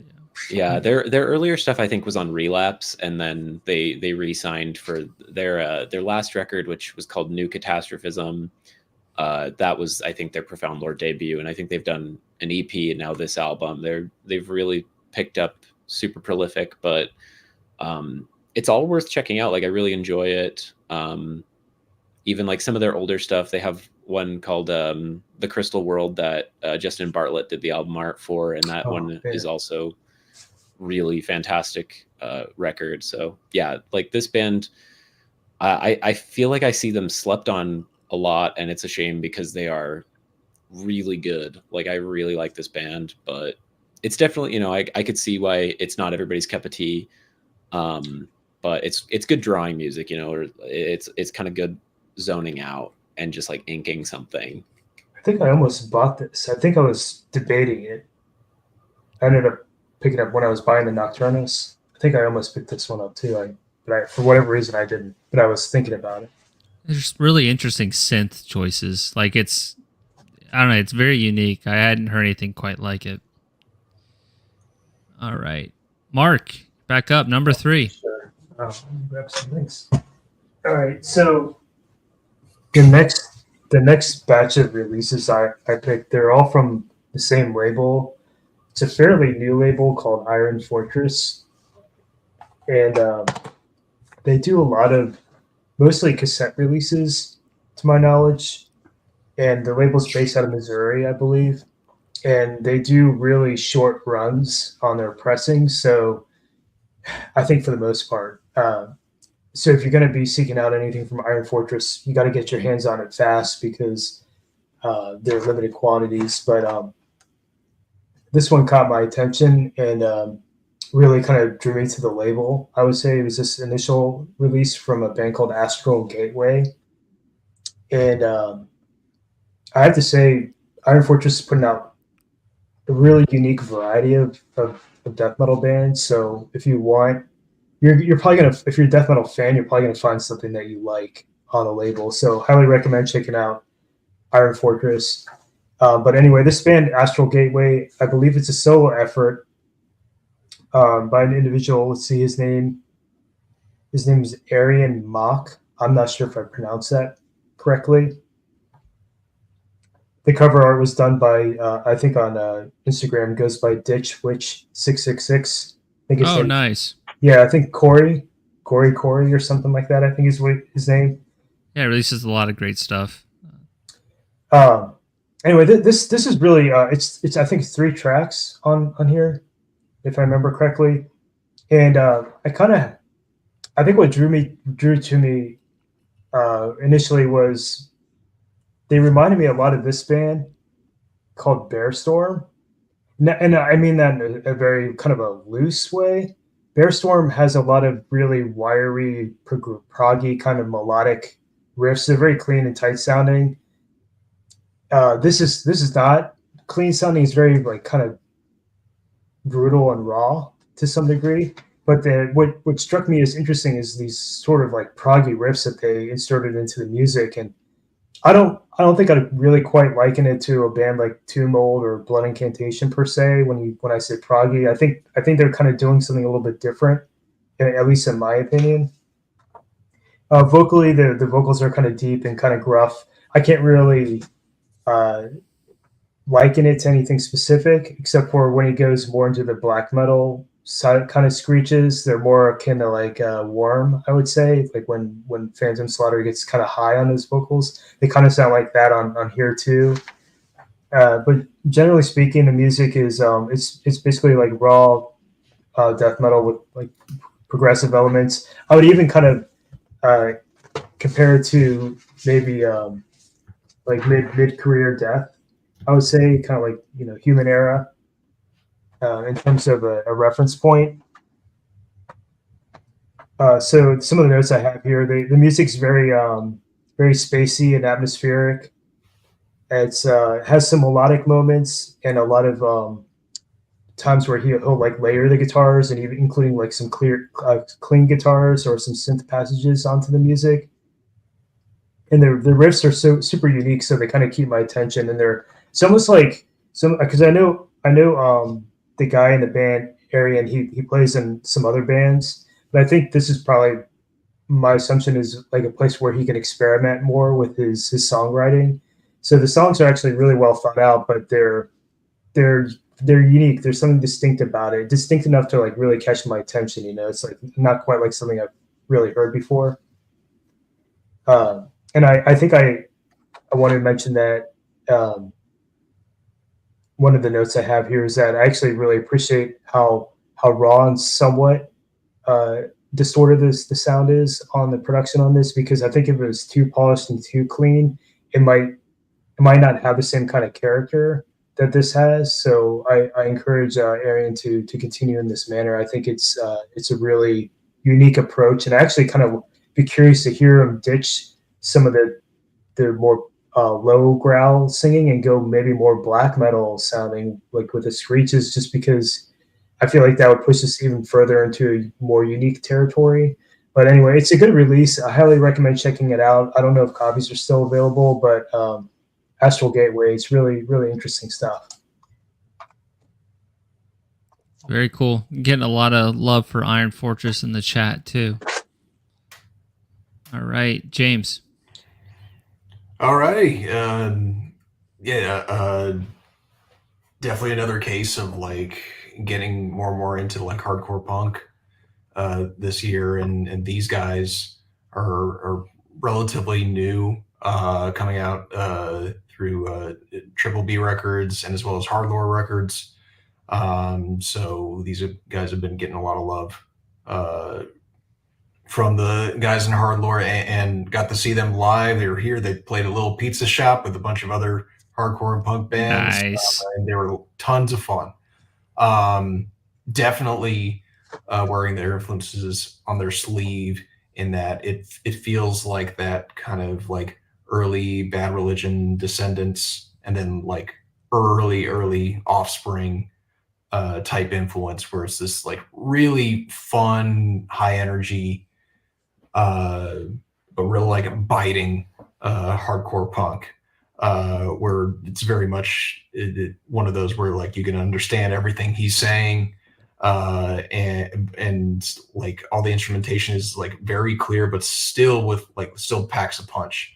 And this is another record that like even more so that I would say like you put this on a Tony Hawk Pro Skater soundtrack and it's gonna fit right in. Like it's like I could totally. How much Tony Hawk you been playing lately, man? That partly like influenced like just me getting into heavy music as a kid.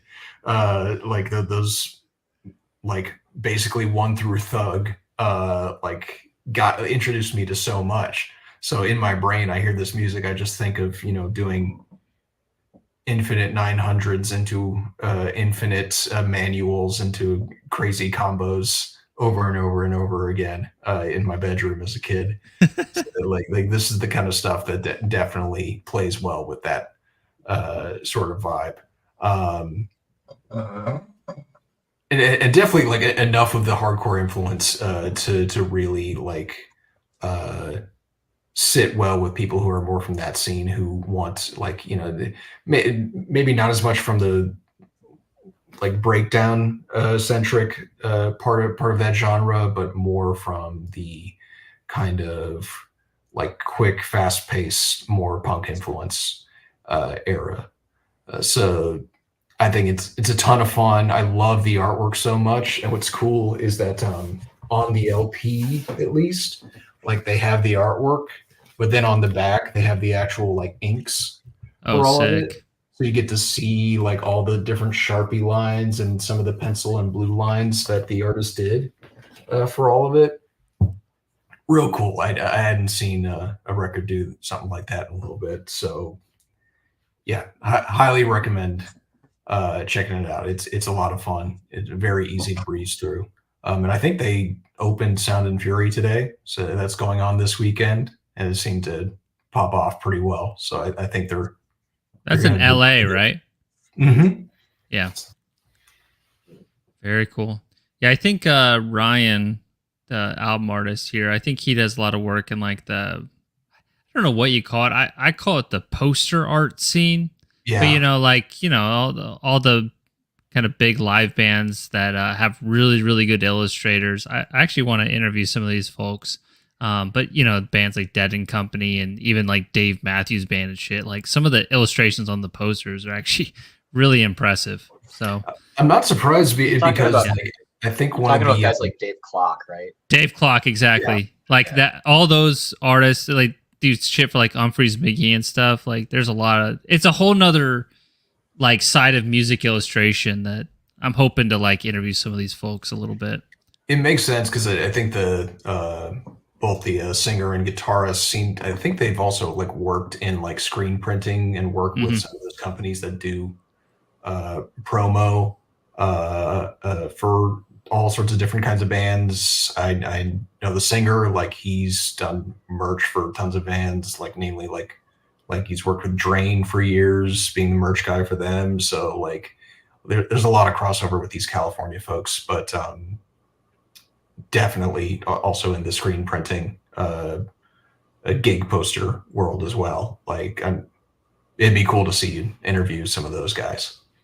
Yeah. And I'm sure you guys are aware of him and people in the audience, but Josh Friedkiss, I have an interview of his. It's going to be released probably in like 2 weeks, but he did some like posters for Pussifer and like that Maynard Keenan, his like 60th birthday. He got like all these different poster artists to do stuff for the Santa. So Josh Friedkiss, really cool guy. I'm sure you guys all would be friends with him. Cool. I'll look forward to that episode. Check that. All right. Noah, Necrot, and Merald. Yeah. Legend. Yeah. Again, absolutely Insane. no surprise here. Obviously this has been kind of one of the big releases this year.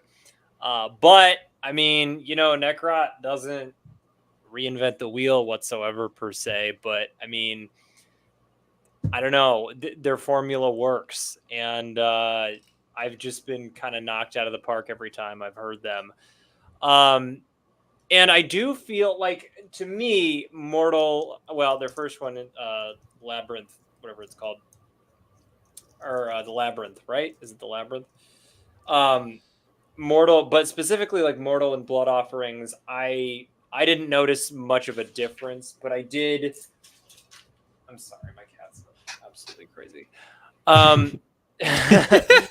But yeah, sorry, it's late, so he's crazy right now. But obviously, like, I don't know, to me, this one was the first one. I mean, I love their sound. Everything they've put out, I've loved, but like, this one is the first one that I felt like there's somewhat of a kind of almost advancement, not an advancement, but a bit of a departure. Like, I think there are more melodies on this album, specifically like, oh geez, I don't even know. Like, to me, like, my favorite song is probably Superior. There's that like little breakdown in the middle. That, yeah, God, it's just like, I don't know. And to me, just, it's so like, that song is like so weirdly syncopated and to me, like, different from a lot of the other stuff they've had. And again, it's nothing like new per se, but they do it so meticulously well. And yeah, no, there's just no dead air on this album. I'll say it. It's another lawn mowing album. Because it's around the same length. But yeah, and obviously Merald's art is like, I mean, anytime there's going to be a Necrot album, Merald's going to make like the sickest album cover ever. And I remember seeing him say that there's like literally a rainbow color scheme on this. Like, there's such a broad range of colors. And that, like, I love that. Like, there's so many like bright pinks and blues and purples and, oh geez. I mean, I really was like, after Immortal, I was like, well, I don't know, whatever they do, I'll probably love. And I kind of like was like, well, I'm gonna get what I expect, but this one went a little bit beyond my expectations, which I thought was really cool. So yeah. I think Merald said that he like does a lot of this work now in black and white and then adds the color later, just because that like saves on figuring stuff out. Yeah, like builds up the tones. Yeah, because I remember seeing him do like, what I always think of when you mention that is like the opening gatefold from Mortal, where it's like the half skull, half muscular head, if you know what I'm talking about. Yeah. And I remember him seeing that he did, like, it's not big, I'm pretty sure, if I remember correctly. I don't remember anything, but it's like that small, I think it was kind of small. It was just that value tone. And he does colored pencils all the time, which is also one of my main modes. So anytime I see a colored pencil artist, I'm always all over that. So yeah. And just the inside art too, with all the bats hanging down, it's so amazing. Cool. Yeah. It's like, I get pissed every time I see his art. I'm like, and he does such a cool combination. I think something really cool about Merald is he does a unique combination of traditional and, yeah, here you go. This is what I was talking about. Mm-hmm. He does such a unique combination of traditional and digital, which is something I like a lot. I think sometimes maybe there's some weird, besides maybe like coloring inks and stuff, I think some people might have reservations about like really blending half and half traditional and digital in the process. And like me seeing him do that kind of led me to a lot of my process, because I have mixed media. Oh, you can see my cat in the back. You see him, Walter? There he is. And one thing I think is really cool about that is just like to not feel like you have to be tied to the medium. Like personally, I love the mixed media process, and then I like doing digital stuff afterwards, just because I like both techniques and I don't want to decide. And from what I've gathered, he kind of does that too, which seeing him talk about, like seeing him show his process sometimes is really what kind of was like, okay, well, maybe I don't have to just limit myself. I can really be in both camps at the same time. But anyway, really flawless album. Again, it's kind of one of the bigger ones this year, so it's not exactly a deep cut, but it's good, man. And the art's great. Amazing. The art's fucking amazing. So it's just like, I recommend getting it on vinyl. It's nice and shiny. And they always do the gold foils too. Yeah, they do the foil stamp. Here, I'll show the inside a little bit more. Oh wow! It's just insane. And then the whole entire gatefold is just it's just gorgeous. That's so much work. The way he renders water and like smoke is just, it's so smooth. And anyway, I could go on forever about his stuff though. So yeah, he's a legend, man. That's for sure. Yeah, seriously. All right, Lucas, going backwards, I guess. So it's just gonna get worse as we go. Is that how it's gonna work? Yeah, I mean, I guess. I don't know. Yeah, so the band is Reek Minds. I think they're from Portland, Oregon. The album is Malignant Existence. Came out on Iron Lung Records, which I'll talk about them in just a second. But yeah, another kind of like extremely fast hardcore record, hardcore punk record, harkening back maybe to the very early 80s. So to me, this record kind of hits in a really satisfying way, because there aren't a lot of bands that are doing hardcore punk like this now. Like even among like the kind of faster DIY punk hardcore bands aren't playing this fast. Like this is more like what we were doing when I was in my 20s back in like the early 2000s. This is the kind of stuff we were playing with the Y2K thrash thing that was going on. That's kind of big when I was first starting to really get in bands and play music. And this record kind of throws back to that a little bit. I don't know if it's deliberate in that sense, like deliberately throwing back to that period. It definitely has a slightly different sound. If I had to compare the record to anything, I would say maybe they sound a little bit like Deep Wound. I don't know if anyone's familiar, but this is Jay Mascis and Lou Barlow of Dinosaur Jr. This was their band before Dinosaur Jr. when they wanted to be in the fastest band in the world. Sorry, 1 second. And this is like 1982. This is the discography that came out on Baked Goods in like 2006. They only had like a 7-inch of a demo tape before they broke up, because that's what bands did back then. They were like 14 years old. But it's like the fucking fastest shit. I mean, they're credited with like being kind of proto grindcore, and like the drums being almost like proto blast beats. Like they're ridiculously fast. So this is maybe a good reference. Siege, probably another Boston band. Deep Wound were also from Boston. Siege, another band, is kind of credited with starting up grindcore.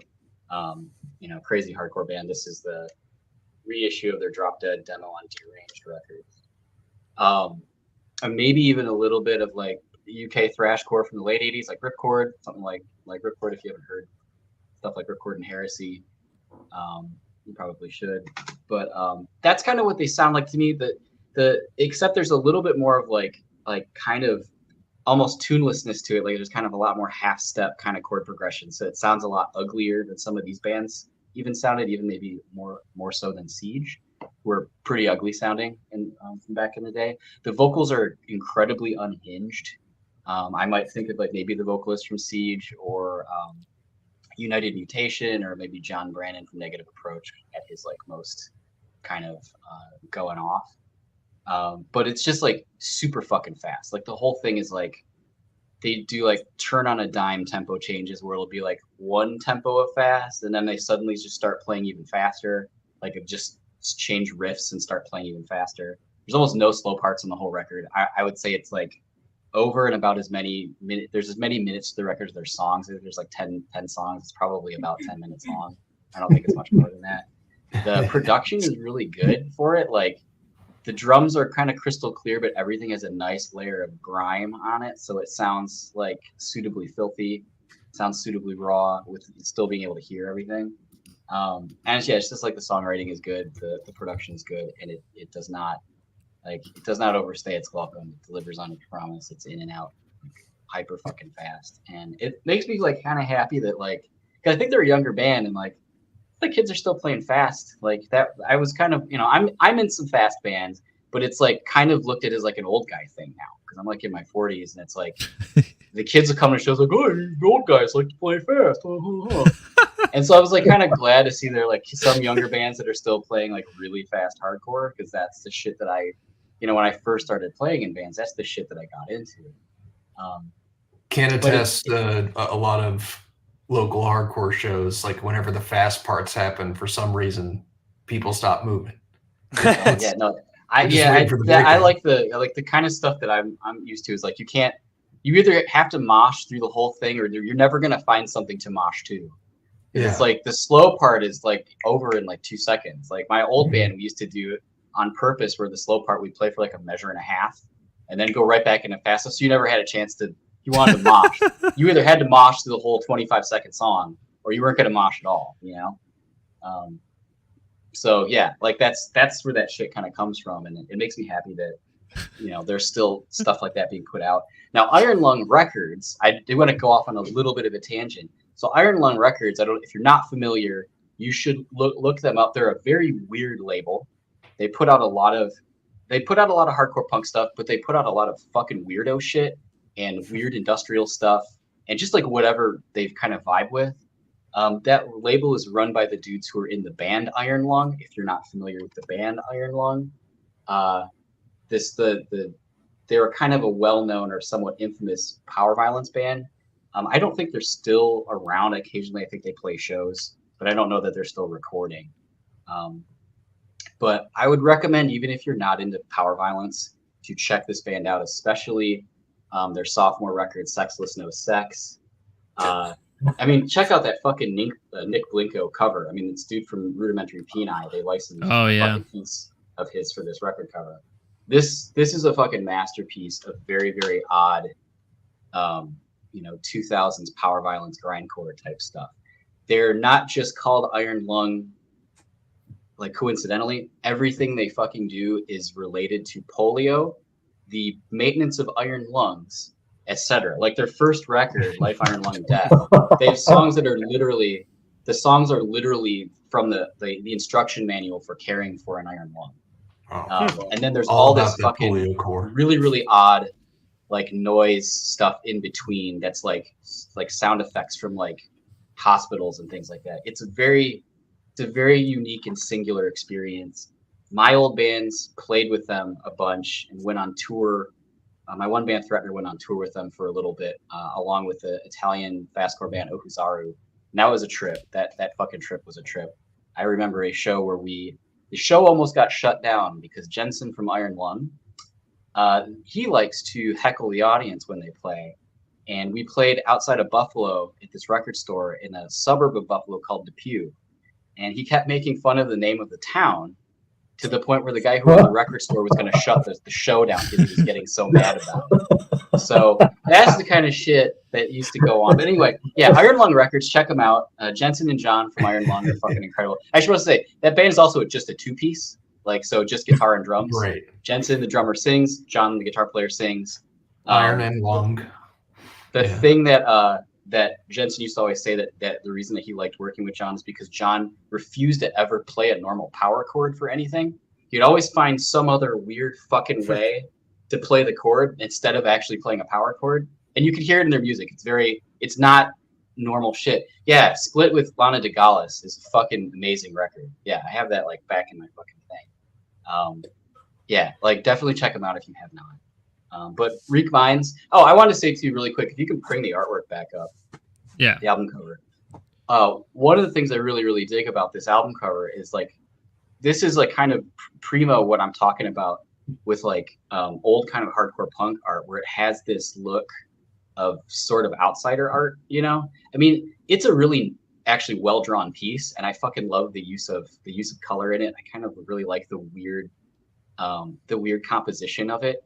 But it also has that kind of outsider art feel, which, that's kind of for me the principal aesthetic of old hardcore stuff from especially the early '80s when people were either Xeroxing everything or drawing it themselves. You know what I mean? And we're talking to mostly people who are pretty much amateurs. And so I dig this cover just because it's super fucking weird.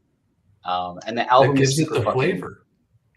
What's up? That gives it the flavor, that DIY nature to it, where it's just they might have just had a friend that they thought drew real good. Hey, do our cover for us, and they do this on a piece of printer paper, and submit it, and nothing else looks like this because it's so in a good way amateurish. Yeah, it's idiosyncratic. You know what I mean? Because of its origins, which I fucking love about it. And like I said, I think this band is also super weird because I don't think they're deliberately trying to be throwbacks. I think they're just oh, we should play really fast, and it just sort of converges with shit that I already really, really like. So I'm oh, it just ends up kind of sounding like stuff, and I'm not sure if that's their actual references. I'm just sort of spitballing when I'm thinking up. This is what I kind of think they sound like. But you have to hear it for yourself. It won't take up much of your time. take like fucking 10 minutes to listen to the whole thing. So, you know, if you don't like it, it's over really quick. I always say when my bands play, if you don't like my bands, we're done in 10 minutes, so you don't have to fucking listen to it. So, say what did Rollins used to say, in and out like an Orange County ska guy.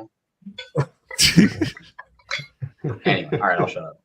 All right, Thou. So Louisiana-based band, multi-genre. I'd say this release is very sludgy, but like still very signature to their sound. Out of all their albums they've released in like the last 10 years or so, and I haven't listened to everything, but I feel like this is like one of their more like direct and straightforward albums. Like there's not a lot of weird curveballs. But man, like I think the main thing for me with this one is just how thick the guitar tone is. Really, really impressive on that regard. Like you just get immersed in it. A couple of the songs that are just highlights for me. And I'm not gonna be able to do the solo thing. Literally, the live thing is right above it. No one's even aware of this issue besides me, but it's driving me nuts.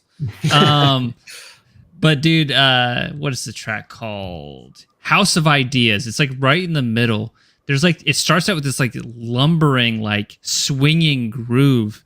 And then there's like this chant that like, it's like, I almost like close my eyes and I imagine like what at the end of Lord of the Flies when all the kids are like rebelling and like fighting each other, like what they would be chanting. So it's just like, there's like this visceral energy to it.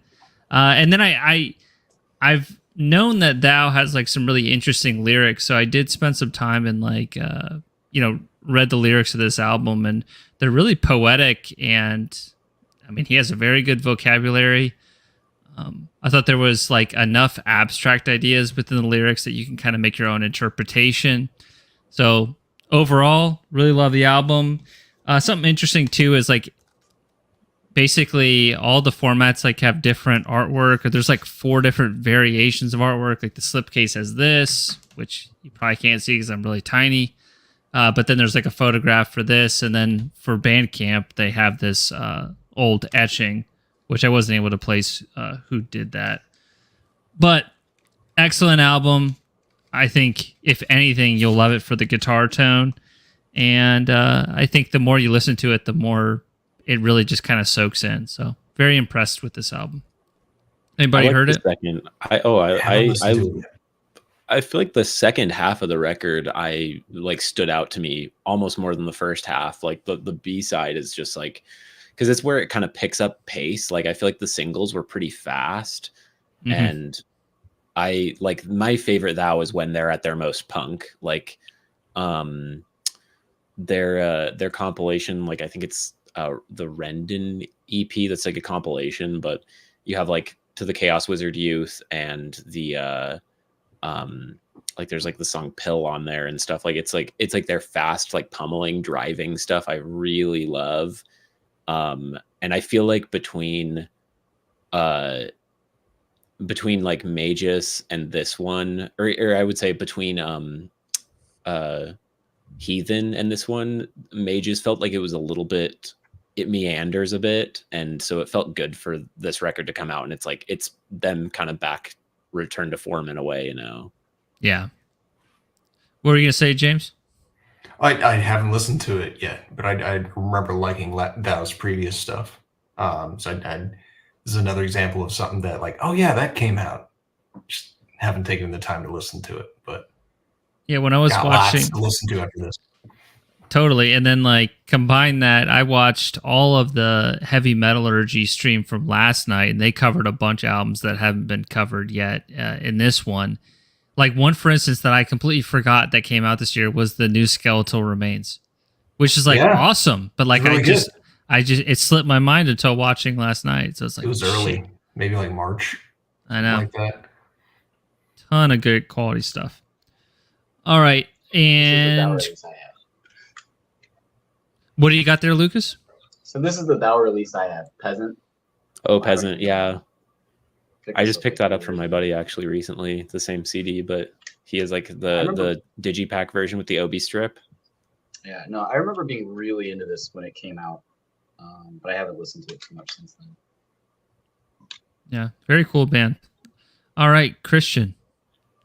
Yeah, so this is Kelly Moran. She's a pianist out of New York. I'm just throwing it. I wanted to throw some non-metal stuff in my picks because truthfully, I listen to metal probably less than ever every year. I listen to less of it. Nothing against it, but it's like I have the ones like I think Mark was kind of saying this. Like it's like once you or maybe it was Lucas who was saying this. It's like once you have the things you like, you kind of just want to go to those sounds, and it's like rare that you find things that scratch that itch the same way. So, but this record's fantastic. Kelly is a really amazing pianist. She usually I found her back in I think 2015 or 2014 with her album Optimist, and that album is pretty straightforward. She does a thing with it's called prepared piano. I don't know if anybody here knows what that is, but it's basically where you place screws in the strings of the piano kind of along certain places in the strings. I don't fully understand it, but basically it gives you like a very kind of tinny kind of harpsichord sounding sound to the piano. It's really cool. But so her first like 4 albums, I believe, were that sound, and then she got signed to Sub Pop, which is like, or not Sub Pop, sorry, Warp Records, which is like the label that Aphex Twin is on, if you're familiar with that. And this record is her kind of abandoning the prepared piano thing, and in its place she's using a disc laver piano, which is like a player piano, so she can basically program MIDI tracks that the piano can play alongside with her. So it feels like there's 2 people playing the piano essentially. Yeah, metal caps under the hammers. Yeah, exactly. So they sound really interesting. But so this is her just doing straightforward piano stuff. I'd compare this new record to like Philip Glass, if you like him at all. I'm a big fan of Philip Glass. Ooh, his I'm solo sold. piano. Okay. Amazing. Yeah, no, definitely check it out if you're into Philip Glass type stuff. Especially his solo piano album, which is like maybe my favorite Philip Glass record, is just his solo piano stuff. This scratches a similar itch. I'd also compare it to another record. This was actually my favorite album last year. Spencer Zahn, Pale Horizon. Really good upright bass, piano, jazz. Super, like this album, I could just put it on and just play it on repeat. It's so good. And yeah, I think this Moves in the Field, the new Kelly Moran record, it scratches a similar itch for me, where it's really nice, like put it on in the studio while you're drawing, put it on a drive. It's just, yeah, it's really good. I do the dishes to it a lot too. I like it for that.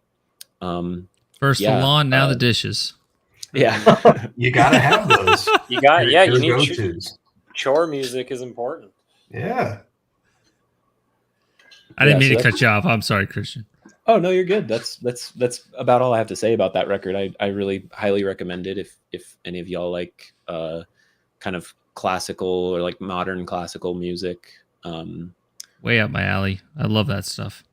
Yeah, Like you- Steve you- Reich, really Philip enjoys Glass. that stuff. Oh, Steve Reich too. Yeah, totally. This scratches a very similar itch. So yeah, definitely can't recommend this record enough. It's really fantastic. It might be my favorite album of hers. I really love her album Optimist too. I recommend that as well. But this one, I think the way that the pieces are composed, it almost feels like ambient music, even though they're pretty intricate. There's a lot going on in them, and like she's in the New York scene. She's definitely like, she's like friends with Krallis and stuff. So, you know, like you can kind of tell they're in a similar the Housework playlist. I love that. But yeah, so that's my number 3 pick, I guess. Awesome. All right, we're getting down to the top 2. All right, Mark. Yeah, so my stuff's not really in particular order, but bear with me. Let me just grab my notes here. All right. I'm going to blow you up and I'm going to step away just for a minute. No problem. All right, so This is another Iron Fortress release. Acid Vat. They're from the Stockport area of United Kingdom. Vocally, I'd probably consider, and actually musically too, I'd say they draw a comparison to early Sinister, Cross the Sticks, or what was the other one, Diabolical Summoning. And also I noticed with the vocals, the singer kind of like at the tail end of some of the words when he sort of gives it like a slight emphasis. Kind of reminds me a little bit of Morbius. I don't know if any of you know this. It's an old band from my area here in Northern Virginia. So I would probably liken it to those two bands in terms of vocal approach, but musically, this band is kind of, I would say, leans heavy into like early Sinister. I know this band has had a lot of lineup changes, so they sound very different on a lot of their albums. I'm talking like early Sinister. And there's also a couple moments where Acid Vat has like a pseudo, I don't want to call it slam death metal, but it gets kind of beefier. So it brings to mind like early Internal Bleeding in terms of, that sort of chunkiness to some of the riffing. And then I would also sprinkle on like a little bit of Morpheus Descends. This is, well, pre-Morpheus Descends, but you get the idea. They kind of have a little bit of that in moments on the release. But I would say that this band, if this is a full length that came out in 1992, and maybe let's say like JL America or Roadrunner or somebody put it out, this would definitely be considered like a classic death metal band. I know that's kind of a reach. It probably sounds that way, but I feel like everything about what this band is doing is spot on what death metal should sound like. It has a really good production, and I tend to prefer more raw production, but in this case, I think it suits it perfectly in terms of what they're trying to do. It has like these sort of razor sharp guitar riffing, kind of like the Dissimulator that I mentioned earlier. So the production is really good. It has really good guitar solos too, and everything's like placed perfectly in terms of songwriting. It's really well done. It's, I would say, predominantly or generally speaking, like what I would call like mid-paced death metal, which is what kind of hits home for me most of the time. It's not screaming fast like what Lucas is into all the time, but they have best moments. I would say the tempos fluctuate, I guess is what my point is, but generally speaking, it's more mid-paced death metal. If I'm thinking like old school underground band, I'd probably liken them to something like Cyanosis, which was an American death metal band from the early 90s. This is the kind of band that has all those classic death metal elements. There's even I would go so far as to say there's like a hint of Deicide too on this when they get into some of the riffing. It's very, very catchy, very much thrash rooted death metal. So it's not like this cavernous stuff or anything like that. It's very catchy, very, very good songwriting. Highly recommend it. Acid Vat, Iron Fortress, UK death metal. Yeah, I've heard a lot of good things about it. Like a lot of people who specifically like really dig that early 90s sound. Yeah. Where it is a little catchier. And yeah, that all sounds right up my alley. If you're listing all those as like potential, if you like this, you might like this. Definitely. If you like early Sinister, check it out. Okay. It's not as complicated or complex as some of the riffing on early Sinister, but it's not just Sinister. It's a lot of other things in the mix, and I think that's what makes it special. Is that it's not really a one-dimensional type of band. I think it could be easily perceived that way, but they have a lot going on in terms of, you can tell they bring in a lot of different influences into their music. Very cool. Yeah, I got to add that to the list. All right, James. All right. I love how I added the credits for this one too. Yeah, no. I think it was only in like the past like 2 years that I've gotten into this sort of stuff. Yeah, I need it. I'm waiting on my copy. Go No, ahead, show it one more time, Noah. Sorry, you guys I are think quick. we'll appreciate this, and basically all the stuff on Grindstone Records is from this guy Jesse, aka I think Abysmal Spectre is his name, and it's like this one-man band DIY, super lo-fi black metal music across multiple different projects. So like last year, his big thing was Curtain Wall. Maybe the previous year was his old Nick projects. But very much like this new Bloody Keep album. A lot of his stuff is like so lo-fi to where it's almost like a little hard to listen to with headphones. Like I'd almost like prefer to listen to it on like a shitty cassette player because it sounds like so rough around the edges that it almost like works better like that. But this is where like they obviously stepped up production to where everything sounds like very very well done, but still has that kind of raw black metal edge. The main I think defining aspect of a lot of Jesse's work is that for me it sounds like a mix of black metal and somebody who listened to a lot of Crash Bandicoot soundtracks. So that's the best way I can explain it. Like it's a guy who very much seems like unabashedly silly, but with such sincerity and with such like very obvious songwriting skills that it's hard not to appreciate.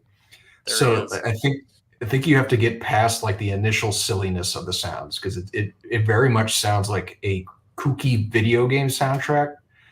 A lot of his stuff, but with black metal vocals and guitars in it. But within all of that is just really catchy songwriting. Like I'd love to hear him do a video game soundtrack. It's funny you bring that up, James, and that you keep bringing up Tony Hawk Pro Skater because I'm pretty sure in a recent interview I saw he said that like playing Tony Hawk Pro Skater 2 as the devil skateboarding is like a huge influence on his stuff. So, so you're bringing on back to Tony Hawk.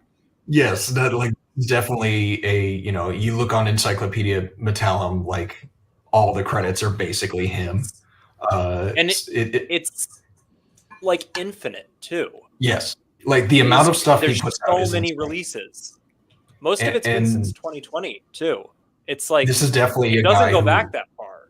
Who like many other people during lockdown was like, I'm going to create a bunch of shit and did, and now has his own kind of like cult musical following to where he just endlessly put out different projects, trying out different things with different ones. So with Bloody Keep, this is very much like a little bit more standard comparatively death metal, but like I was saying before, it's chock full of so many like great melodies that are real catchy and they're just fun to listen to, that like some of the more DIY nature of it or the silliness of it kind of like you don't care. I just see it as like good songwriting.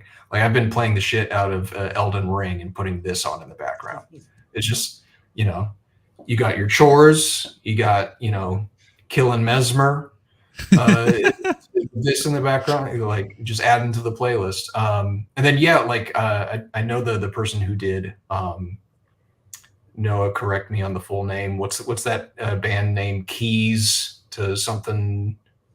Oh, Keys to the Astral Gate? Yes. I think that whoever the logo artist who did their logo also did the Bloody Keep logo. Yeah, and that's why they both look very similar. Sense.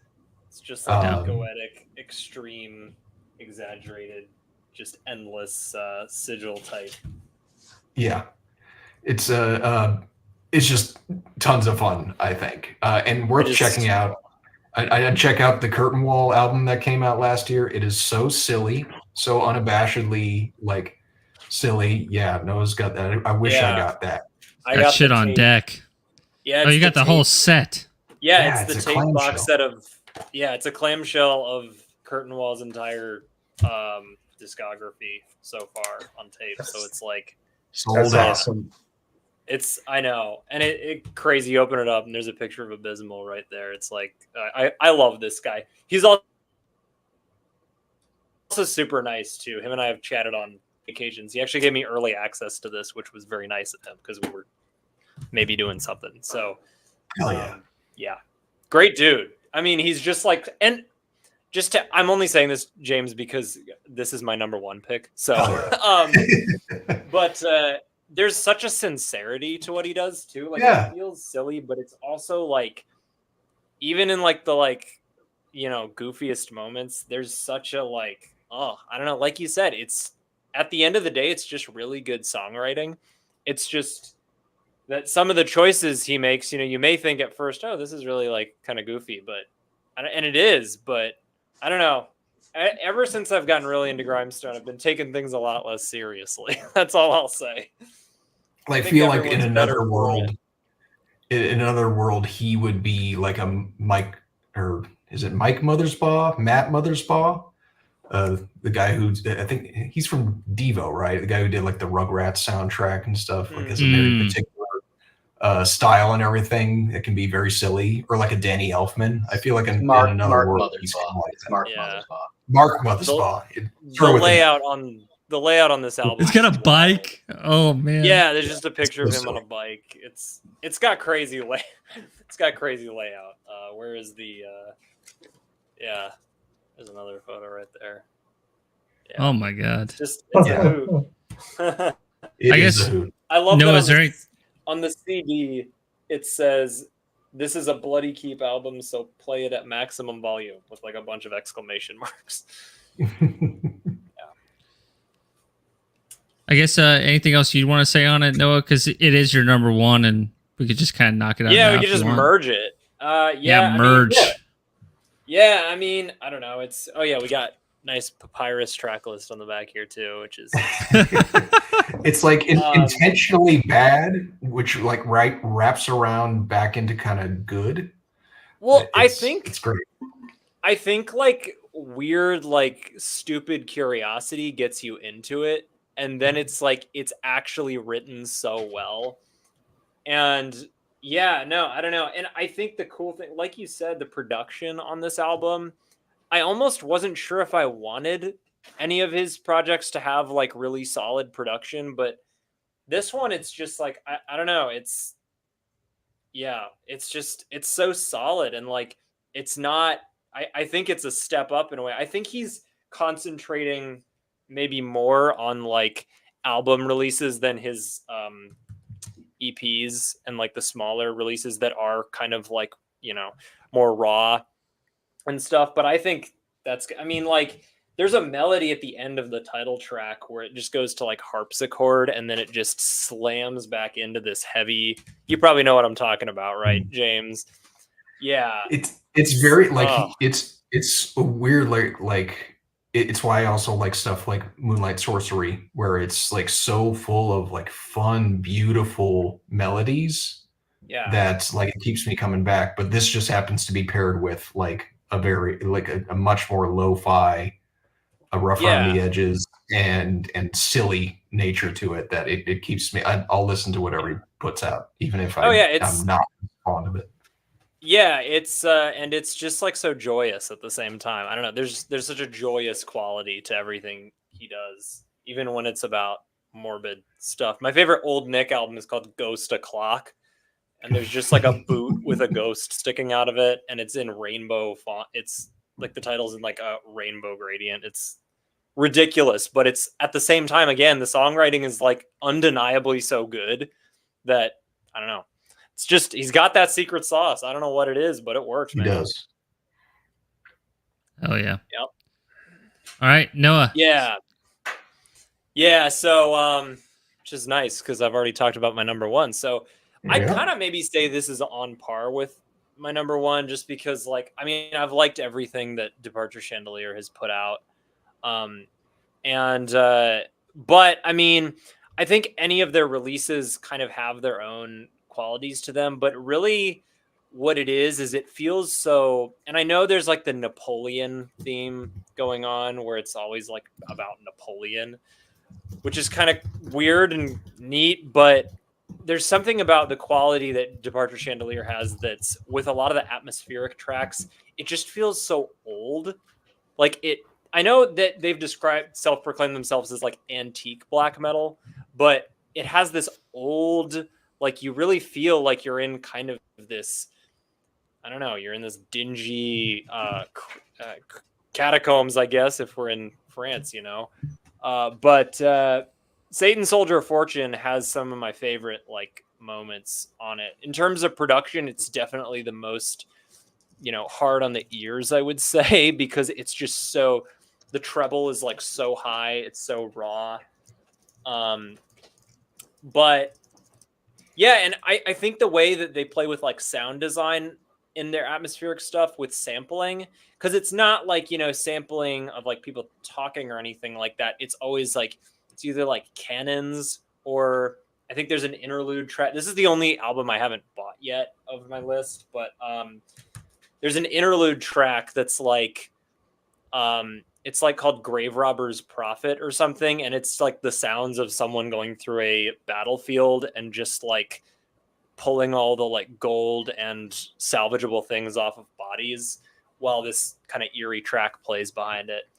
But I don't know. I love the quality of their like synth and all that. I mean, I've loved everything they do. The first half is kind of maybe my favorite half of the album, but I've probably sat with this album the most. Like in terms of re-listening, I've probably listened to this one the most, even though maybe Rats at Black Death is my number one so far.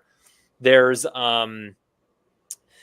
it's just got like, specifically like, I mean, the opening tracks is really cool, but like the song Hard as a Coffin Nail is just like so just relentless and brutal, and it's very repetitive, but at the same time the chorus is like, so it just gets in your ear and stays there. I'm always thinking about that chorus in the back of my mind. And probably my favorite track is, I Googled the pronunciation of this ahead of the time, by the way. Accipitridae. It's like the fourth track. It's called Accipitridae. I think it's a type of bird. But yeah, and it just has this, it has this incredible synth melody in it that's really cool, but it also has this groove to it in a weird way. But I don't know. I've always loved that. I don't know. Maybe it's, I don't know where their kind of inspiration comes from with the Napoleon thing, but it might be the whole like, well, was Napoleon the Antichrist? And that's a neat concept to run with. So yeah, I don't know. This is definitely one of my favorite of theirs. I really love Dripping Papal Blood. That's maybe, I don't know, it's like a 2-track intro outro with an intro and outro EP, but they're really good. I know Dripping Papal Blood has a 3-inch CD that I want to get. It's like one of those mini ones. Whoa. But yeah, no. I know. I still really want, I need to pick this one up. I don't have all of their releases, so I want to get a couple more with it. But yeah, no, it's great. Nothing more to say about it. It just has such an interesting quality to me that I love. That's, yeah, it's good. Awesome. And one last thing, because it's the last one I'm going to talk about. It's an example, I think, with the artwork. They've built an identity with the cohesiveness of their artwork. And nowadays, I think there's a lot of bands who are like, well, we don't have a budget. So a lot of them, and, you know, I'm not going to go down this rabbit hole, but like a lot of them have pivoted to using like AI for artwork. But it just, someone like Departure Chandelier goes to show there is literally a endless hole of public domain artwork painted by masters that you can use for free. And you can build a whole identity off of that. Like all of Departure Chandelier's albums are old paintings that feel like they go together. So if you can't pay an artist, you know, rather than maybe going the AI route, just do something like this. I mean, there's so much of that out there. Yeah, these artists are better than me, you know? So like, if you can't pay for it, just do something. It fits like right this. in with their logo too. Like Their logo is awesome. It's a perfect pairing. Yeah. Yeah. Anyway, that's about all I have to say about it. I love this album. Well said, dude. I have the first one, but I've slept on this. All right, Lucas, the simulator. Yeah, I mean, I don't have a ton more to say about this than Mark's already said. I mean, musically, it is like razor sharp, kind of tech death thrash. I love stuff like this, and it for it to work, the technical aspects have to be in service of songwriting, and I think that really shines through on this record. And the production is kind of a joy to listen to. The drums are fucking incredible. There's not too much more to say about it musically. It's a really good example of this particular kind of sub genre of death metal and thrash metal. I do want to say I'm glad you pulled this. I guess it's the thumb that I sent you for the artwork. So that's the artwork I came across when I kind of ran across this album, and the actual album as they're selling it, has the logo and everything else on it. And one of the reasons I checked the record out is because just from the artwork, I had no idea what it was. My first thought was it was like an industrial record. Yeah. And I just saw that 20 Buck Spin put it out, so I thought I'll just check this out because the artwork looks cool. I love that kind of stark black and white collage. It makes me think of, it almost makes me weirdly enough think of Discharge's hear nothing, see nothing, say nothing. Oh yeah. Kind of stark black and white collage. It almost looks like it's been cribbed from old textbooks, from the the 50s and 60s or something, when they first started actually producing photography in books. I don't think that actually the source. So I looked up the artist. It's Jesse Draxler, who appears to be a very successful collage artist. I looked him up on Instagram. He's got 100,000 followers, and he's doing large scale collage installations at museums and things like that. So he's a fairly respected fine artist, I think. So Interview that coming soon. Interview coming soon. Yeah. Hell yeah. So it's interesting that he did this cover, but I think he's also from, I believe he might also be from Montreal. California. Yeah, so I don't have too much more to say about it. It's just really fucking good. The songwriting is varied enough. To set the record straight. I don't love it because it's screaming fast all the way through, because it's not. There's a lot of variation and stuff going on. It's very well carried off. It doesn't always have to be fast in order to appeal to me. It just so happens that this year a lot of fucking good fast records have come out. So so fucking sue me. Maybe I'm regressing too. Maybe I'm regressing. I don't know. Well, Too old to care now. One band I forgot to mention, the band Ghoul from California. Yeah. They have those really chunky, catchy. There's a lot of that in the simulator too.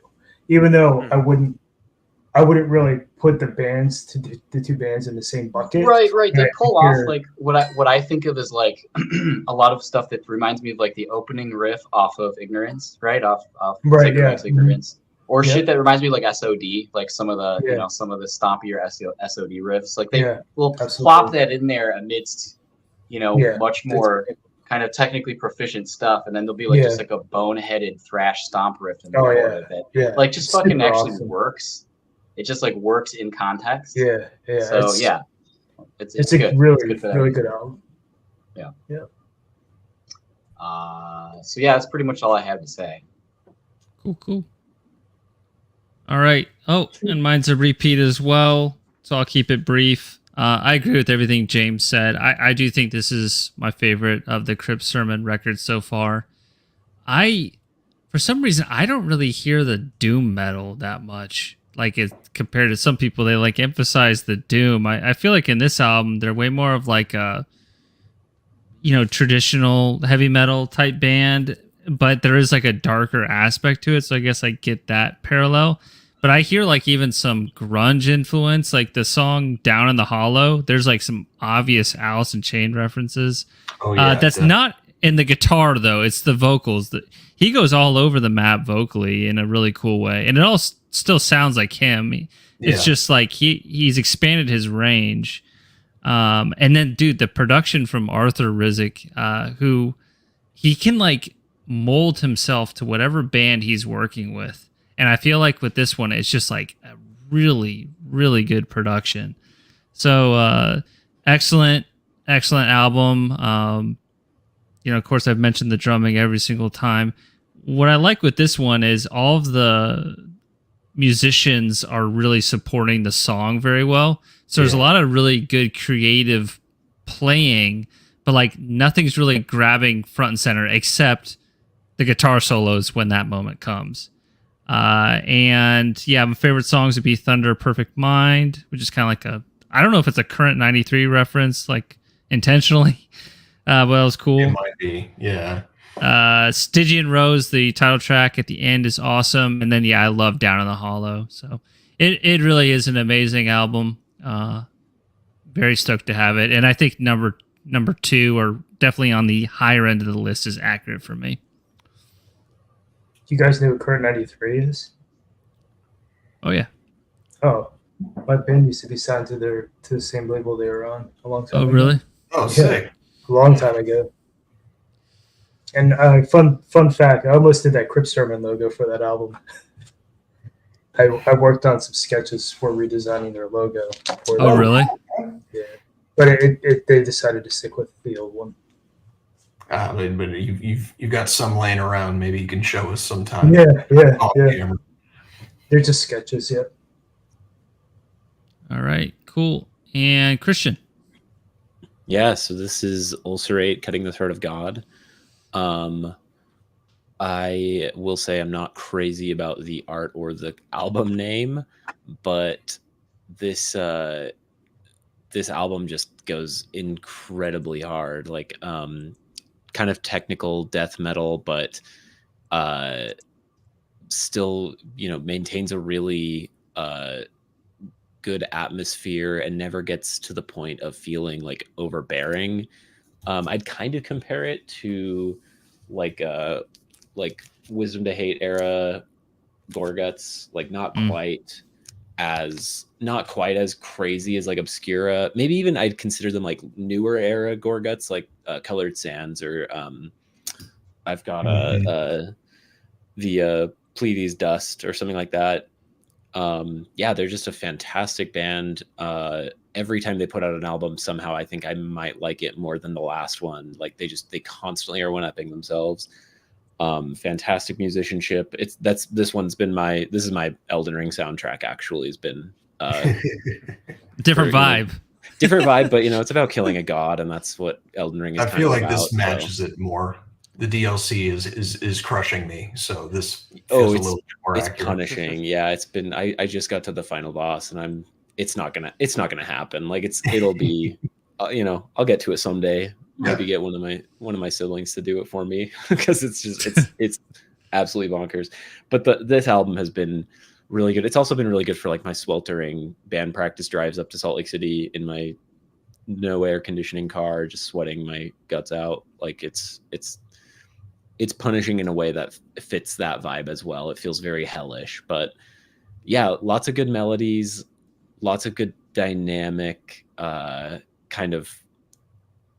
It changes itself up quite a bit. Probably this one might be my favorite album this year. I've been listening to it quite a bit. It is kind of tied for me with the Iron Firmament record I talked about first. Those two, I think Iron Firmament I lean a little bit more towards, just because I do tend to like black metal more than death metal. But this particular style, Shelby from Ulther, and some of that other band that we were talking about earlier that I've yet to check out, Thanatotherion. Yeah. He used to have a podcast with Aesop Decker from Agalok, and he plays in a bunch of bands, but they used to have a podcast called Death Metal Dads, and I remember Shelby used to always refer to bands like Ulcerate as interesting riffs metal, stroke your chin about it. Intellectual riffs. Yeah, it's big brain, it's galaxy brain riffs, but it's great. I really have always loved that style of death metal, and it's a fine line between doing it in a way that feels really artistically honest versus just crazy for the sake of being crazy. And yeah, the 2020 one was really good. I think that was Vermis, was I think was that one was called, and or no, the last one, sorry, was Looking to Death and Be Still. I think this one is tied for me with Looking to Death. Like they're both fantastic records. I think this one feels a little bit more spastic than that one, but you can't go wrong. Yeah, or Staring to Death. Yeah, Staring to Death and Be Still. I loved that record. So yeah, that's my number 2. Very cool. All right, we're getting down to the end here. Have you guys ever seen Ulcerate live?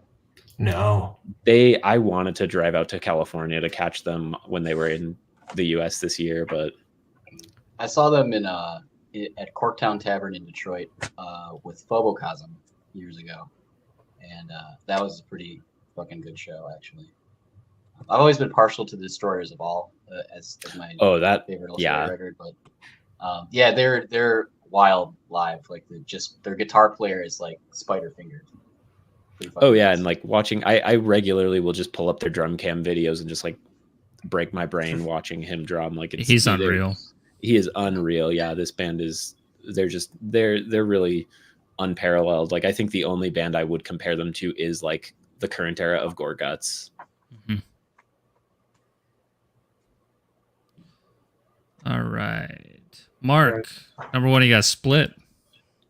Yeah. Again, no particular order with the releases I picked.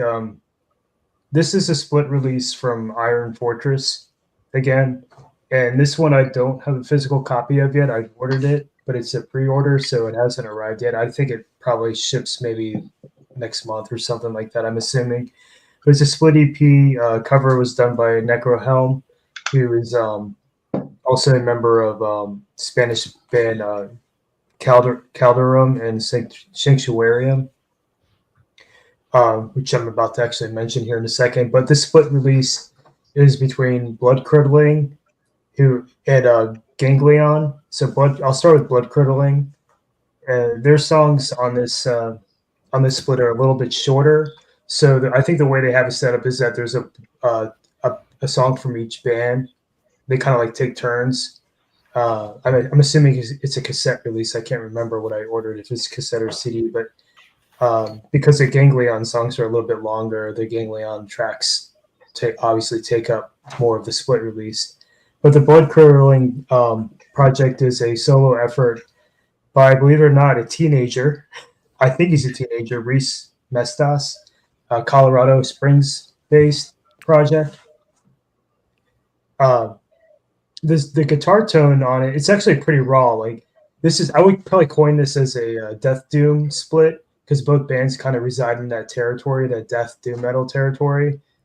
And the Blood Curdling tracks are a lot more raw and sort of like cavernous in approach.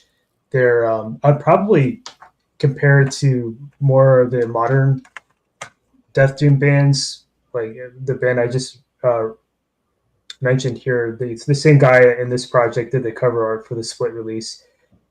This is artwork was done by Mark Rodriguez, Spanish artist. But this is his project, Sanctuarium. I probably liken the Blood Curdling material to the Sanctuarium stuff, or maybe a band like Thorn. Again, these are more or less more recent kind of death doom. The interesting thing about the Blood Curdling is that it kind of goes from fast to slow a lot, I'm finding in the tracks. There's not a lot of real mid-pace stuff. It's kind of like almost grinding, to the point of, like, when I say grinding death metal, it's more like it's so noisy, it's almost like Carcass, like early Carcass in a way. And they have a couple passages more like toward the beginning or the end of the tracks that tend to be more synth or like noise ambient type instrumentation. I'm kind of curious with this band, Blood Curdling, like where they'll go next, because again, I think the main songwriter, he's still a teenager, so kudos to him. I mean, it's quite advanced for a young fellow to be putting something like this out. There's a lot going on in it. There's a lot of caring attention to like guitar tones and stuff like that. It's really interesting stuff. I'm kind of curious to hear where he'll take the project next, because I feel like there's a lot of potential with it. I'd be curious to hear what he would do, like a full-on EP or full length. The other band on the split, Ganglion, again, it's another solo project. This one's based out of Wisconsin, and it's done by Matt Giallo. Hope I'm saying that correctly. I think he's in his early 20s. The Ganglion stuff is definitely more polished in its approach. The production's tighter, cleaner. The songwriting it's pretty lengthy because the tracks are about 7-8 minutes a piece, I think. And this stuff just kind of like knocked my socks off. Really, I mean, it really you guys were talking about scratching that itch. This one does it for me, spot on. It's the best thing I could probably compare it to would be The Gathering. When I say The Gathering, I mean like early The Gathering, like their first album, Dutch death metal with synth. And the cool thing about the Ganglion stuff is he's running synth throughout most of the tracks, and it's not like, doesn't sound like a process synth. It sounds like he's actually, you can hear him. I think he's like hitting keys on a keyboard. It's more natural sounding synth, if that makes any sense. Doesn't sound super processed or anything. It's got like its own layer on top of the mix, and it adds a lot of sense of mystique and atmosphere to the music. Musically, I would probably compare it to the early Gathering stuff, but also bands like from the Finnish school, like Thurgathon, or like early Thurgathon, or even Sentenced. When I say Sentenced, I mean probably like probably not quite this early, but maybe the demo before North From Here came out. I would say it's kind of like in that realm in terms of songwriting style. But I'm also hearing hints of Time Goal in some parts, and also hints of Unholy from Finland in some parts. It's just really well orchestrated, haunting sounding death doom. It's almost like if you like The Gathering, the Always album, it's like a darker version of that. Is how I'd probably describe it. And the vocals sound exactly like The Gathering on that Always album. It's really, really good. Highly recommend checking the split out. Both bands are quality death doom. Good stuff. Iron Fortress, check that label out. They're putting out all kinds of awesome stuff.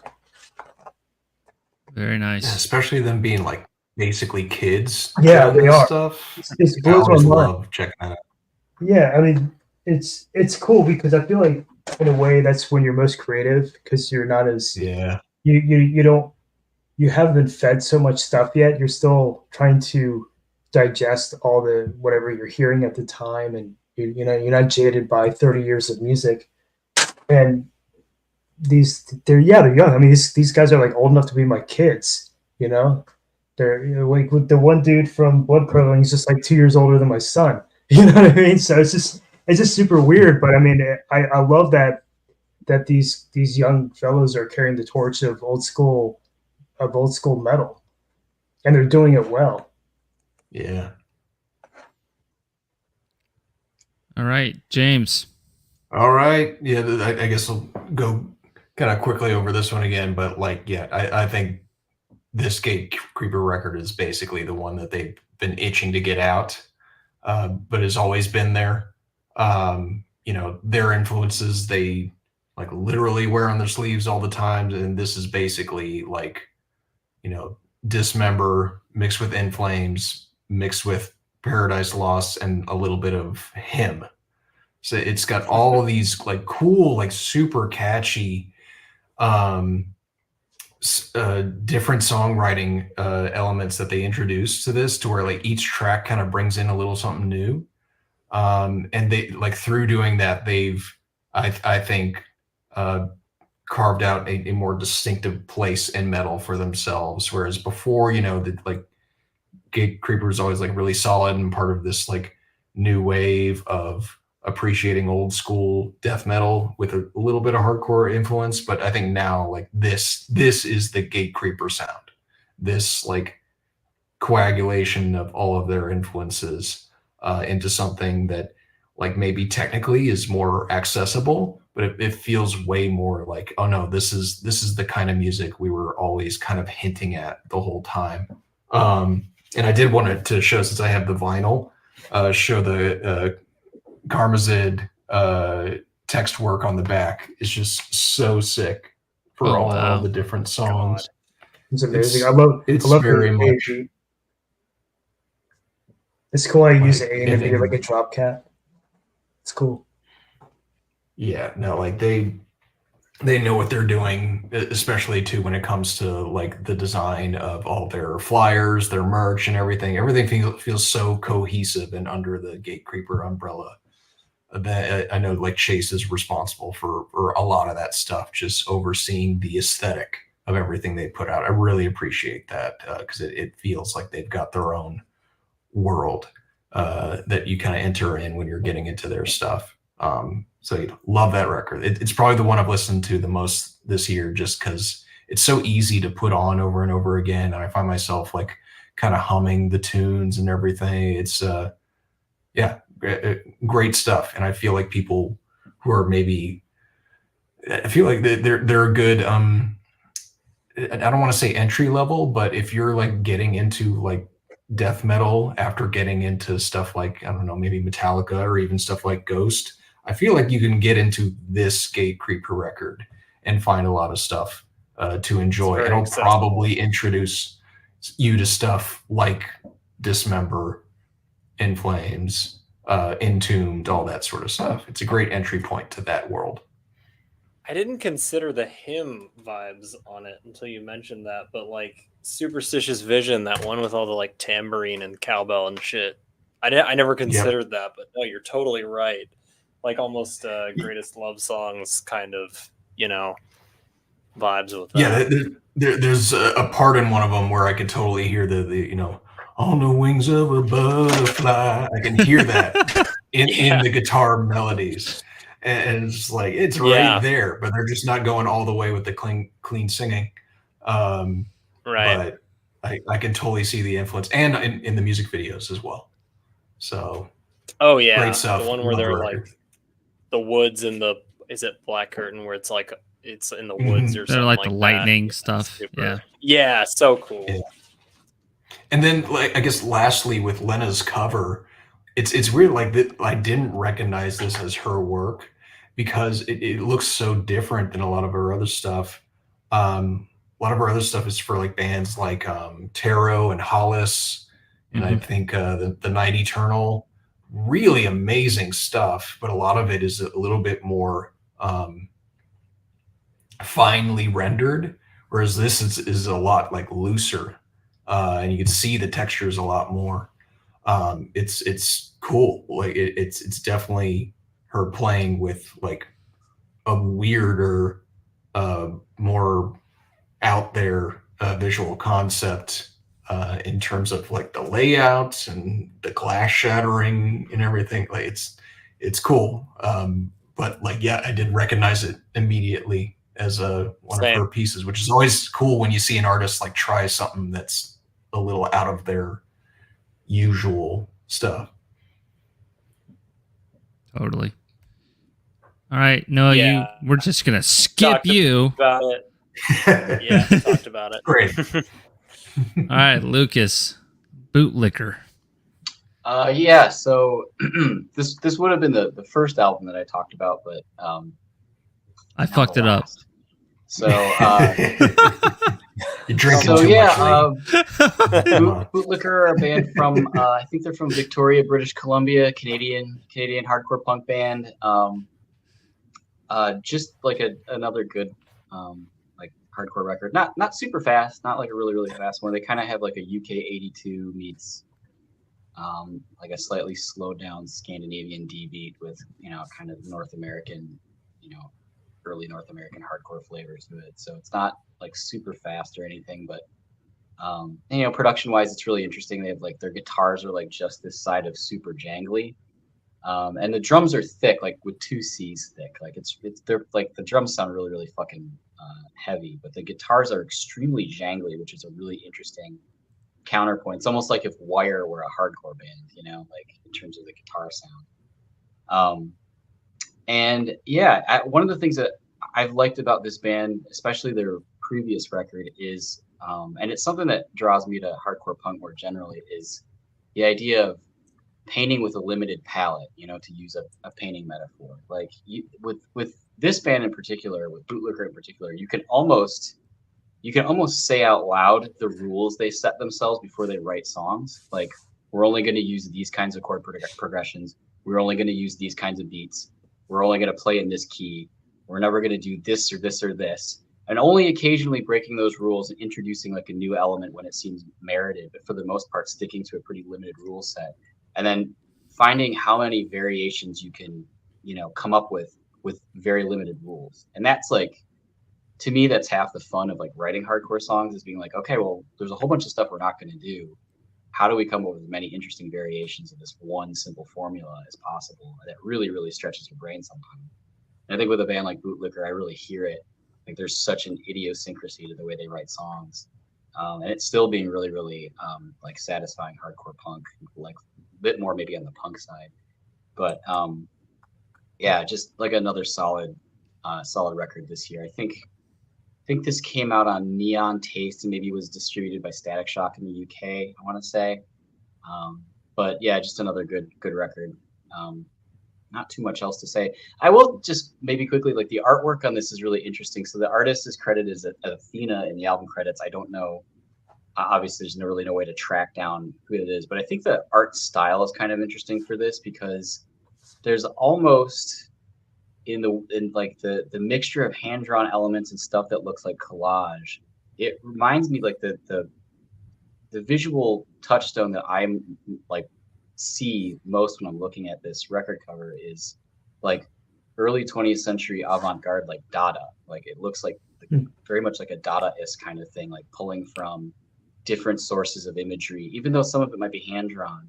And that's kind of interesting, like maybe kind of ties into the Wire reference that I made earlier. Like, that was kind of more normal for like post-punk bands and bands that were coming after the initial wave of punk, where a lot of them, like in the UK, had actually gone to art school for free and were pulling from this like tradition of the early 20th century avant-garde as like their kind of art touchstone. So a lot of those albums, that something that Mark Fisher calls popular modernism, it's like very much in the modernist avant-garde tradition, which is not like the point I was trying to make earlier was like, you don't see that so much in the first incarnation of like hardcore punk, which is aligned a lot more with outsider art, because a lot of people didn't go to art school, or if they did, they were doing almost exactly the opposite of what they were being told to do. Like, if you imagine, like, probably the most well-known visual artist to come out of hardcore punk would be Pusshead. And he did go to art school, but you could imagine that when he was in art school, he was not being encouraged to draw skulls all the time. You know what I mean? So, like, unlike somebody, someone who is in like magazine or television or something, who are like paying attention in their art history classes, basically, and drawing on this like tradition of modernism as in particular like that kind of avant-garde. So it's interesting because that style of art is not necessarily, to me, it's kind of new in hardcore. It's maybe only in the last like 5 or 6 years that you start seeing bands using art that looks kind of like this. And I think of like the hardcore records that I like from, my early days in the scene, and like, past hardcore punk records. It's a lot of Xerox shit. It's a lot of like, Negative Approach famously just like, possessed Regan from fucking Exorcist. That's like the cover of their fucking 10-inch. Like, that's all it is. Just Xerox to shit.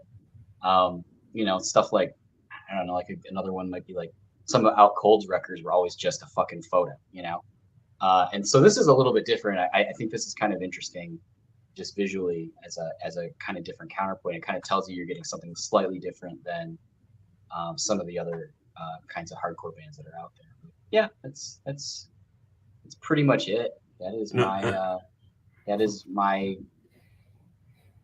my top 5. I noticed a lot of like the majority of yours that are black, white, and red. Yeah, and that's just, once again, it just kind of fell out that way. Like, I'm not, I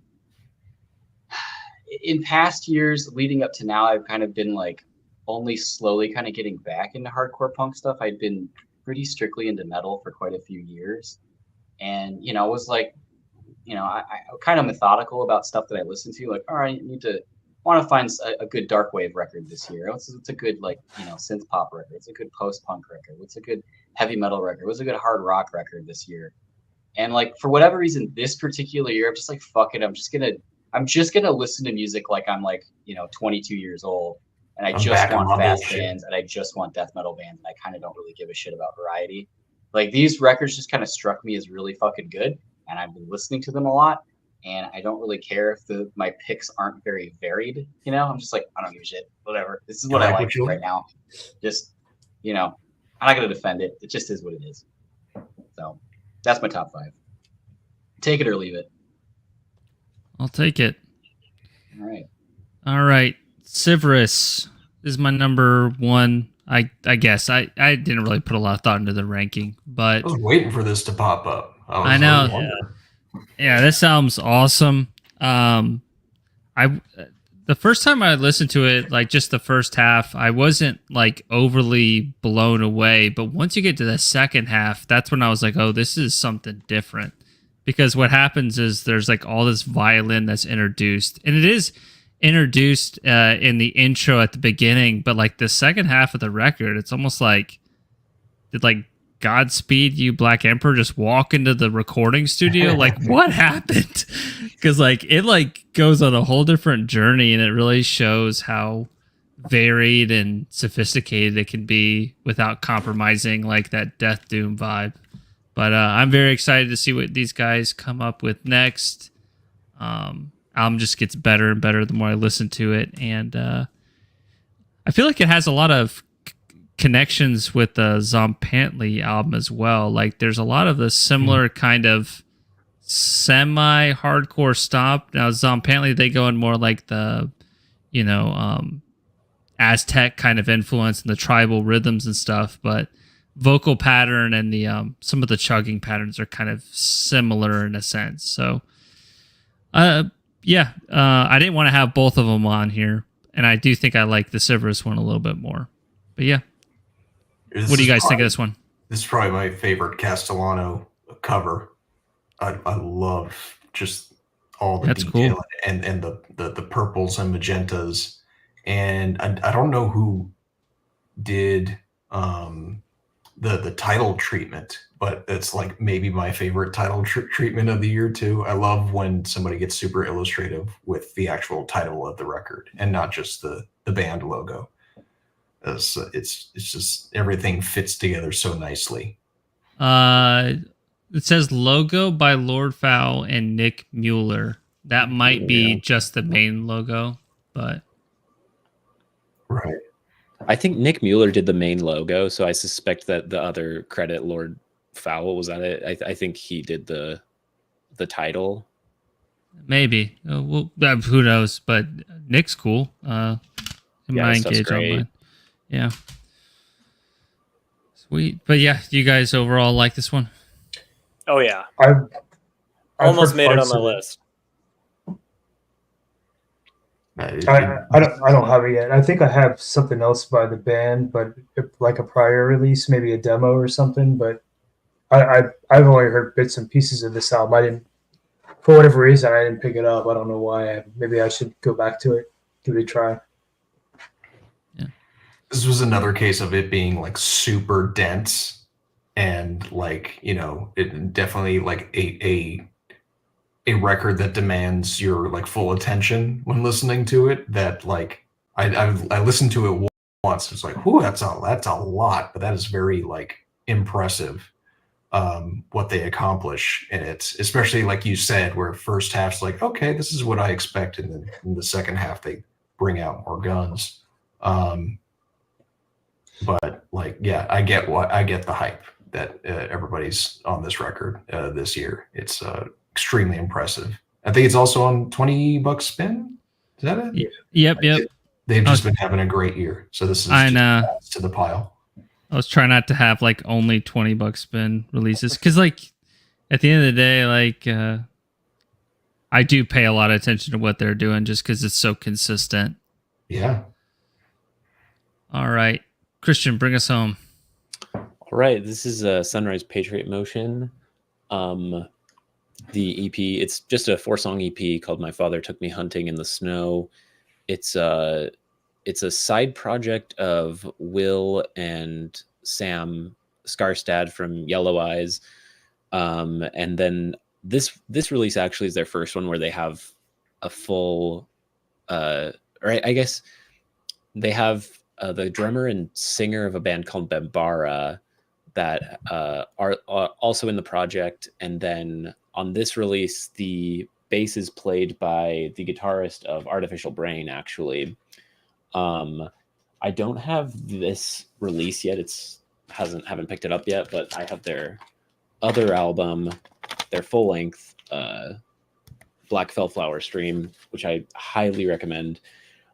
This follow-up is they're both really conceptually driven albums. I think Sam does all the lyrics for Yellow Eyes and for this project, and recently for Will's solo project Ustalost.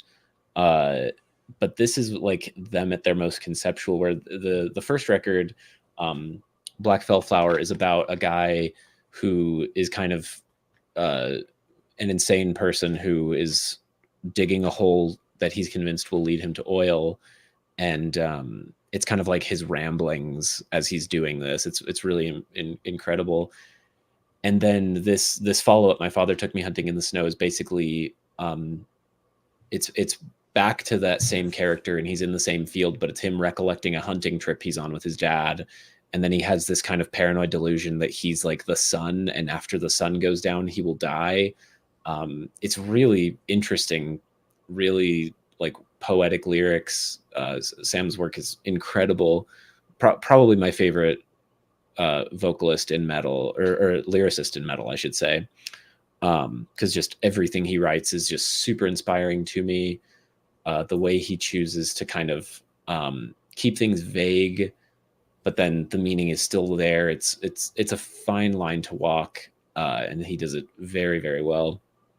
Yeah, it's a fantastic record. I don't know what I'd call it genre-wise, because it's like Yellow Eyes is a black metal project, and so it does have those fingerprints on it, but there's a lot of like, especially on this new one, there's like strange kind of disco beats and really catchy kind of dancey moments, but then the vocals are kind of post-punky. They feel like Killing Joke kind of. The production feels kind of like Christian Death or something like that. Like it's really, it truly is genre defying in a way that's super exciting to me. I wish that this was a longer release, because it's just 4 songs, 2 kind of full songs, and then 2 interludes.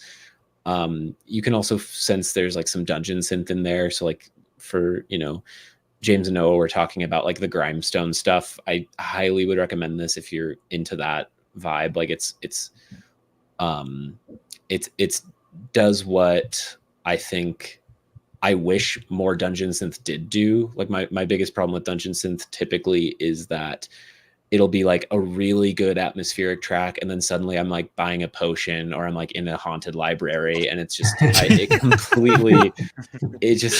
it makes me roll my eyes a lot of the time. But the times that Will and Sam have utilized dungeon synth sounds in their music, it always has felt really mature and really like they understood what 90s black metal was doing when they were pulling from these sounds. And no shade definitely to people who are pulling from RPGs for their music. Obviously that there is a large basis of black metal that has always been pulling from RPGs, and so the video game connection makes sense. But for me, it's like I generally try to like I'd rather listen to Brian Eno than the Crash Bandicoot soundtrack, basically. So that's where our tastes differ, Yeah, exactly. Words. Yeah, like, I need a slow drip of Crash Bandicoot. Yeah, so I'm not trying to yuck anybody's yum, but even still, like considering like everything that you've described this record as, I'm like, oh yes, please, I want to listen to this, because I really dug Yellow Eyes stuff that I have listened to, but the fact that there's post-punk stuff in there. Oh yeah, no, it's weird, and it's not Will doing vocals on this; it's the dude from Bambara. And so the vocals are delivered in this really like pained, frenetic way. I really love the vocal delivery, and like I mean, Will just writes the coolest riffs, and I would say this is the catchiest riff writing that Will has ever done, is on this project. And so it's just like, my only criticism of this is that I wish it was a full-length album instead of just a little EP, because it's so good. And it definitely kind of is a good follow-up to the last Yellow Eyes album, which I know left a lot of people were thirsty for more with the new Yellow Eyes because it was more of an ambient project. But like, even that to me felt like it was like such an interesting experimentation on their part. And I'm really glad that they like indulge in that, taking those kinds of risks, because I think pro skater black metal versus real estate black metal. Yeah, checking all the boxes. That's real. But yeah, so that's my last pick. Definitely check out their first EP, Black Fellflower Stream, and then check this one out too. They're both really fantastic and worth listening to. All right. Cool. Well, Zeph, all right. I'm going to start wrapping things up. I'm starting to fall asleep here. It was not the drinking. Yeah. But yeah, thank you guys seriously for your time. This is a ton of fun. And for everybody who is watching in the chat, participating, you guys had a lot of great jokes, and I appreciate the recommendations from that side too. Clearly, there's a lot of great albums that have come out this year, and beyond just metal too, which is very neat. Like, I'm very intrigued by some of these non-metal selections too, because I always got to kind of bounce between the two personally. But yeah, anybody else have any parting words, anything? Thank you for having us.